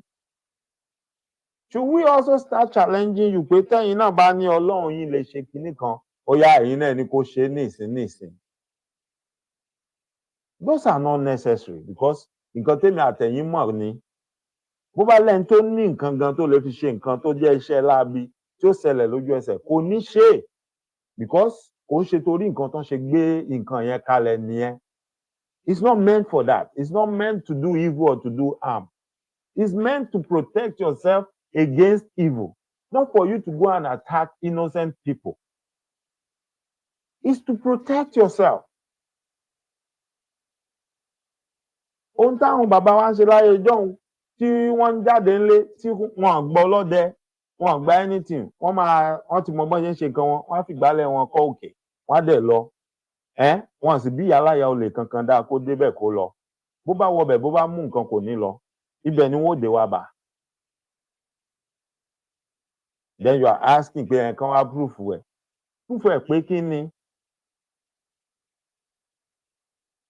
ṣé bí gbogbo ẹ̀ láti dànù ń sìn ta ni okay evil ni right nǹkan tí ò dáa ni bọ́ ò nìyẹn sìn à ń gbọ́ ọlọ́dẹ ṣé ọlọ́dẹ Fúlàní ọlọ́dẹ mọ́là tẹ́lọ́gbà lójó náà ni ó pe àwọn tó kù ẹ̀ tí wọ́n wá kí onílé mọ́lẹ̀ lóru tí wọ́n wá pa ṣé yẹn ni solution ṣé ọlọ́pàá tó jẹ́ pé òun gan ni ó wò pé ẹni tóun sọ ẹ̀ wọ́n lówó gan wọ́n ṣe dáadáa àbí ṣé gbogbo ọ̀rí bọ́n ṣe pa bàbá wa àrí bọ́n ṣe pa bàbá Bọ́lá Ìgè ṣé kò níye ọlọ́pàá tó ń sọ́lé bàbá dònídọ̀là sánsọ ohun tó ṣẹlẹ̀ fún wa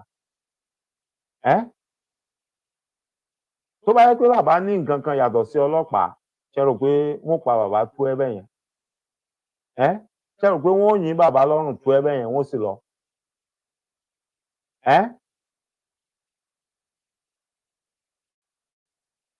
kí lorúkọ bàbá OPC ìgbà tán lọ pàdé bàbá OPC lọ́nà tí Abacha nìkan lọ yanjú bàbá kan gbẹ̀mí bàbá ṣé bàbá ò fi nǹkan tó ń jẹ́ Yorùbá ṣé kò fi hàn wọ́n Sergeant Roger fẹnu ara ẹ̀ sọ ó láwọn ò mọ bí bàbá ṣe lọ àwọn dàbọn bò ó àwọn dàbọn bo mọ́tò àti bàbá àti dráìvà àwọn ò mọ bọ́n ṣe lọ o ṣé wọ́n sọ what other proof what other evidence do you need ṣé ààrẹ tó ń pèrè ẹ̀ tó lóun ti yí padà ń sìn òun ti di wòlíì ààrí tó jáde ń sìn tó ń sọ gbogbo nǹkan tó lóun ṣe and I still marvel at that ọ̀rọ̀ yẹn sì ń ṣe mí ní kàyéfì. How would somebody come out and say he did and committed all those atrocities and I say I'm now a born again and the government is there watching him? They didn't do nothing. They didn't do nothing. Ẹ jẹ́ kó wá sí Amẹ́ríkà kó wá dánrú ẹ̀wò kó wá lóun jáde òun di born again òun confess. Mo bá yín bẹ́ẹ̀ tẹ̀ wọ́n máa gbé ó máa lọ ilé ẹjọ́ ó máa lọ testify pé gbogbo ohun tó sọ yẹn ṣé lóòótọ́ ló ṣe tó bá jó òótọ́ ni he is going to jail ó máa lọ ẹ̀wọ̀n ó máa lọ ṣẹ̀wọ̀n ẹ̀ ohun tó fi bá ní kán ṣe fún wọn máa ṣe fún only in Nigeria only in Africa somebody will come out wọn mú o kò jí ẹ̀ṣẹ̀ o á lóun confess kíní kan ti ṣẹlẹ̀ òun ti dàtún bí òun ti ṣe gbọ́n òun ti ṣàwò and they will be walking free and then people will be trooping after them and then make them billionaires.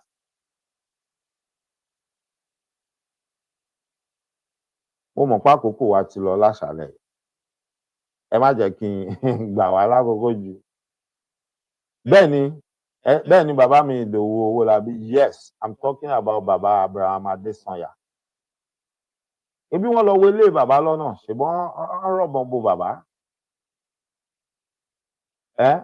sójú lásán ni tí wọ́n fi rí bàbá ń bàbá pa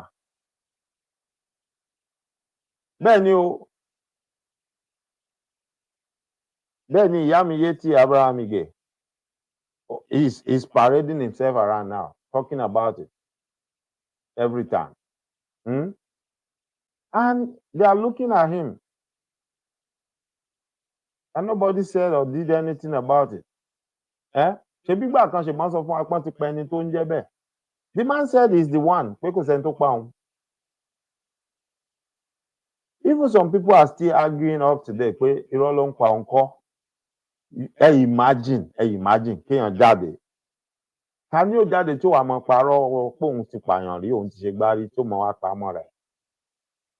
But when the government of the day is not serious, when they don't know what to do, anybody can come out and say anything now. Either he's saying the truth or he's lying. Ó ti mọ̀ pé kò sí nǹkan kan tó máa ṣẹlẹ̀ ló bá tán. And then some fools will start running after him. Pé èèyàn tó ti ṣe gbogbo irú nǹkan tó ṣe yẹn tó ti wá lóun fayé òun fọlọ́run sìn òun lèmi ó mọ tẹ̀lé ọ̀bẹ ní tìlọ́mọ jọ́sìn. You see? Just like ọ̀rọ̀ tá à ń sọ ní ìjẹta wọ́n túnú àpótí ẹ̀rí wọ́n ń bá wọn wo àfọ̀ṣẹ olúgbòhùn bẹ̀ ọlọ́run ló mọ iye ayé tán ti fìyẹn bàjẹ́ tán ti rò pé chọ́ọ̀chì làwọn wà pé kò lè sí nǹkan kan tó jọ bẹ́ẹ̀ tán ti dúró sí tòsí ibi tí wọ́n gbérú àpótí ẹ̀rí yẹn sí tán ti sọ̀sọkúsọ sínú ayé ara wọn tí wọ́n mọ̀ pé olúgbòhùn wà ní àpótí kò tó ń gba gbogbo ohun táwọn sọ lẹ̀ tó ń pàṣẹ sí. These are the things. Ẹ jọ̀ọ́, ṣé tó bá jẹ́nu ilé babaláwo ló lọ tó ti ń sọ̀rọ̀, ṣé kò ní wà careful? Ó mọ̀ pé ilé babaláwo lòun wà pé jẹ́ ń rọra ò jẹ́ mọ̀ nǹkan tí mò ń sọ bí jẹ́ mọ̀ ohun tí mò ń ṣe o. That is the difference. Àti pé bí ò bá nífẹ̀ẹ́ láti lọ rúbẹ̀ tó sì ti mọ̀ pé ilé babaláwo ni ó sì nírú nǹkan bẹ́ẹ̀ bẹ́ẹ̀ kò ní lọ bẹ̀. Bọ̀ èwo ni pé mo lọ chọ́ọ̀chì o, inú chọ́ọ̀chì ni mo wà. Wọ́n sì ti gbé olúgbòhùn sínú àpótí ò sì mọ̀. Ìwọ sì ń sọ olóńsọ nǹkan tí ò dáa. Olóńsọ nǹkan tí ò dáa. Yálà ń ṣeré ni òótọ́ ni, ìyẹn ti ń gba gbogbo ẹ̀ tí ń fàṣẹ sí. Ọ̀pọ̀lọpọ̀ dẹ̀ ní mọ ibi tí wàhálà wọn ti wá. Wọ́n tún wá gbé, wọ́n tú nítorí kí wọ́n má bàa gbẹ̀mí ẹnìkan nítorí kó mọ̀ di wàhálà. Àwọn kan tún bẹ̀rẹ̀ wọ́n ṣe lè tú. Wọ́n ṣe ní tú. Kí lẹ̀ ń bò, kí lẹ̀ ń gbé pamọ́? Tó bá jẹ́ bíbélì àtòun tó yẹ kó wà nú ẹ̀ lẹ gbé sínú ẹ̀ tí ò sí nǹkan míì. Kí ló dé tẹ́ ẹ fẹ́ kan tú? Kí lẹ̀ ń gbé pamọ́? Kí lẹ̀ ń gbé pamọ́? Kí lẹ̀ ń gbé pamọ́? Kí ló ń bà yín lẹ́rù? Kí lẹ gbé sínú ẹ̀?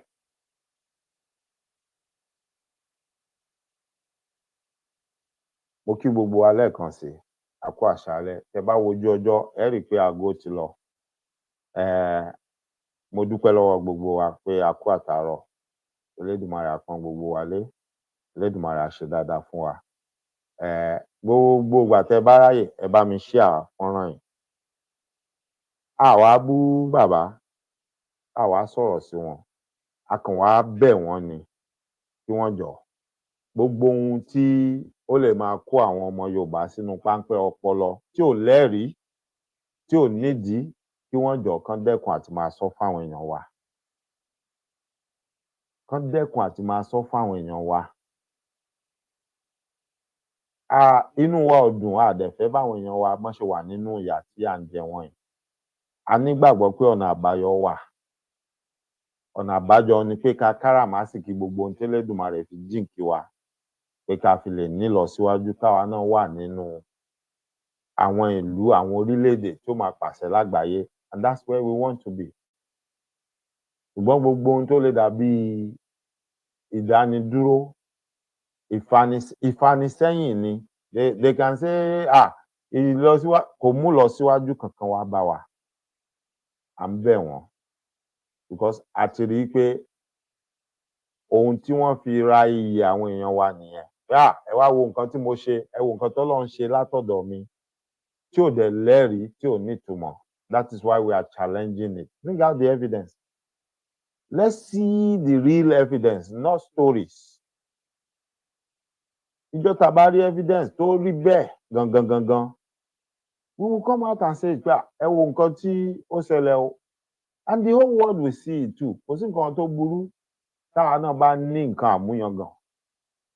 Tí orí ilẹ̀ rìdíìmù bá dibi tí gbogbo àgbáyé rìnrìn àjò ìwá sí lọ́dọọdún, kó wá máa mówó wọlé fún ṣọ́ọ̀ṣì rìdíìmù, kó máa mówó wọlé fún ìjọba bóyá orílẹ̀-èdè Yorùbá ni tá a bá ti gbà á. Wá sì jẹ́ Nàìjíríà náà la wà, kó máa mówó wọlé wá fún Nàìjíríà. Ohun àmúyangàn, ohun ìdùnnú ló máa jẹ́ fún gbogbo wa. Gbogbo ohun tẹ́ lẹ́ ń ṣe yìí tí ò ní rẹ́kọ́ọ̀dù, tí ò mú nǹkan kan wọlé, inú wa á dùn tá a bá lè máa rí rẹ́kọ́ọ̀dù ẹ̀, tá a lè máa rí evidence ẹ̀ tó dẹ̀ mówó wọlé, tó ń ṣe ọrọ̀ ajé fáwọn èèyàn wa, inú wa máa dùn. Ẹ má dẹ̀ sọ fún wa pé ọmọ ènìyàn ò sí nípa pé ọmọ èèyàn ò sí nípa kí ni wọ́n ń pè é, man must not live by bread alone. Torí ẹ̀yin gan, you are living by bread o. Bẹ́ẹ̀ ni, you are living by bread. Torí ìyà ò jẹ yín, ẹ̀ ń jẹun. Owó dẹ̀ ń wọlé pàṣẹpàṣẹ. So ẹ má sọ yẹn fún wa mọ́, àwa ò fẹ́ gbọ́ yẹn mọ́. Torí ẹ̀yin gan, ẹ sọ bẹ́ẹ̀ fúnra yín, ẹ sọ bẹ́ẹ̀ fọmọ yín, ẹ sọ bẹ́ẹ̀ fún àwọn tó súnmọ́ yín. Ẹ má sọ fáwa náà mọ́, a fẹ́ gbọ́ mọ́. So à ń bẹ̀ yín ni, kì í ṣe bàbá wa yẹn nìkan àti àwọn other ones. I'm even glad wọ́n ti eléyìí tó sọ̀rọ̀ ẹ̀ di oní pure water factory tó lóun ń ṣe miracle water, wọ́n ti tibẹ̀ pa. Ń pariwo ń sì ń sunkún. ó tẹ̀ dá bẹ́ẹ̀ yẹn kán máa bá wa stop gbogbo rubbish yẹn. That's all rubbish. Àwọn nǹkan tí ò make sense, tí ò mọ́pọlọ dání. Mo kí gbogbo wa lẹ́ẹ̀kan sí. Elédùmarè adìlé àti ọ̀nà wa mú. Elédùmarè á wà pẹ̀lú wa. Mo ń kí wa bá ṣe ń wọlé lọ sùn pé oorun ayọ̀ ni gbogbo wa máa sùn. Àní tójú oorun dójú kú, àní tójú àládé kòtò láṣẹ Èdùmàrè. Lágbára Ọlọ́run láṣẹ Èdùmàrè nígbà tílẹ̀ bá mọ́ tàbá jí sí mọ́lẹ̀ alààyè. Ọkọ̀ tó ń gbé láyé tó ń sọ̀ lọ́run, àní bá wọn dẹ́sẹ̀ lé o. Lágbára Ọlọ́run láṣẹ Èdùmàrè. Àpamọ́ owó àtàjèrè ọjà. Wọ́n ní ire lójú owó rí, ire lójú gbogbo wa ó máa rí, àní ríbi láṣẹ Èdùmàrè. Àní sì rìn o, àní sì jẹ, àní sì mu. A sì ní rìn ìjọ tẹ́bi ń pọ̀nà. Èmi àbúrò yín, ọ̀rẹ́ yín, Dr. Mike Egunjẹmí, Ìfágúgú yín kan báyìí, Bánjí Ọlágúnjú, ọmọ wọn lódò ọwá, ọmọ àtàkìtì lórí ìrókò, ọmọ afẹnu gbégbá ẹbọ. Mo lémi lọ máa jíwìjíwì fọwọ́ bẹ eégún tẹ́lẹ̀. Mo ń kí gbogbo wa pé a tún pàdé láyọ̀ láṣẹ Èdùmàrè. Ẹ ṣeun.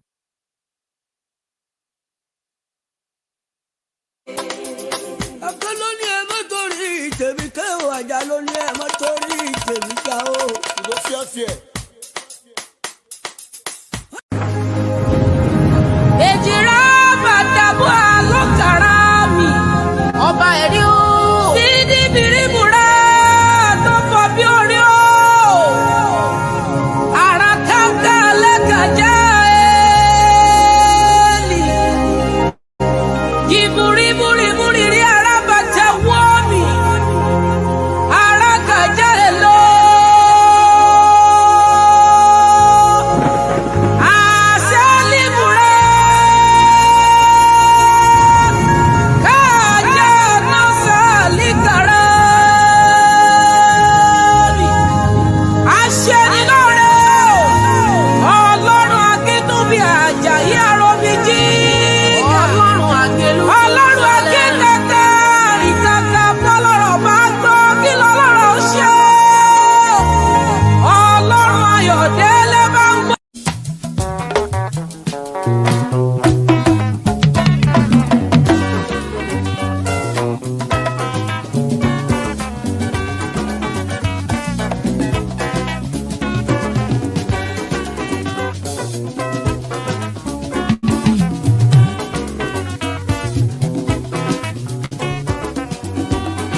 Alára ló lọ́gbọ́n, ajẹ́rò ló nímọ̀ràn. Ewé oníyẹ̀mùyẹ àwọn ló ní ètò gúgéré. Tẹ̀kùtẹ̀kù fi jowó. Bánjí ìpínlẹ̀ Ọlágúnjú oníwà tútù tó yàtọ̀. Ìgbà ọdún kan ni o. Mo kí ọ pé ẹni rere. Àmì àṣẹ ni ó máa ṣe torí ẹni yẹyẹlé. Rírọ̀ ní rádàbà lọ́rùn ìwọ onímọ̀ nírà o. Pẹ̀sẹ̀ ní rọ́kókò lágbálá. Bánjí Ọlágúnjú ìbádùn là ń bá nílé olóyìn o. Ní mo sáré ọmọ o. Bánjí Atlanta Georgia l'Amẹ́ríkà. Ìwà kéré ògòdélé láti Ọlọ́run ọba o. Abá ọyọ ọlọ́lọ́dún ó máa yan fáńdà o. Ó yá jẹ́ ń kí ọ ní gbèjègbèjọ́. Ọmọ wọn lódò ọwá, odò ọwá ọmọ onílé ọlá. Ọmọ awórin tún rírọ̀, ọmọ arójòjò yìí bẹ́yìn ni mò ń ké sí o. Ọmọ àlòkò lára, ọmọ onígbò máyàmáyà ṣù, ọmọ onígbò máyàmáyà tọ̀, ọmọ onígbò owó, àbárajọjọ bí ewé ìgbà. Ọmọ olówó joyè méjì pọ̀, ọmọ arówó ogun bùnà, ọmọ onílé ọlá. Ọmọ amúrù mẹ́fà yán gbọgbẹ̀dó, ẹ̀ta gbórí kege, èjì mú kúkúrú dò, èyí lá orí ìrìn ó dé kòrò oúnjẹ.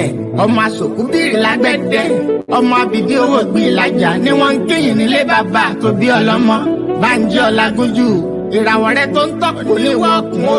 Ìwọ ò ní sí wáyà Bánjí, mo ní ìwọ ò ní ra máyé. Ẹni bá ní o máa ṣe tìrẹ ìbínú Ọlọ́run làtọrọ fún ọ. Tóra kọ̀dá ni ó tí o ṣe ta lò. Àpátápárá o ilé ọkùnrin ogun o. Ìwà rírè ìwà ìbáremú. Lọ́lá Ọlọ́run wa ò ní wá ọtí láwùjọ olóríire. ìjì oníjà kó gbọmọ dànù nínú aláboyún ayé onígbàre rẹ lọ́wọ́ rẹ o. Fẹ́mi Owólabí MJ bàbá olóyè púpọ̀ ló ní kí ọkú ọdún. Ó ní kórí jẹ́ kó pẹ́ láyé àtẹ́pẹ́lẹsẹ̀ ń tẹ́ náà.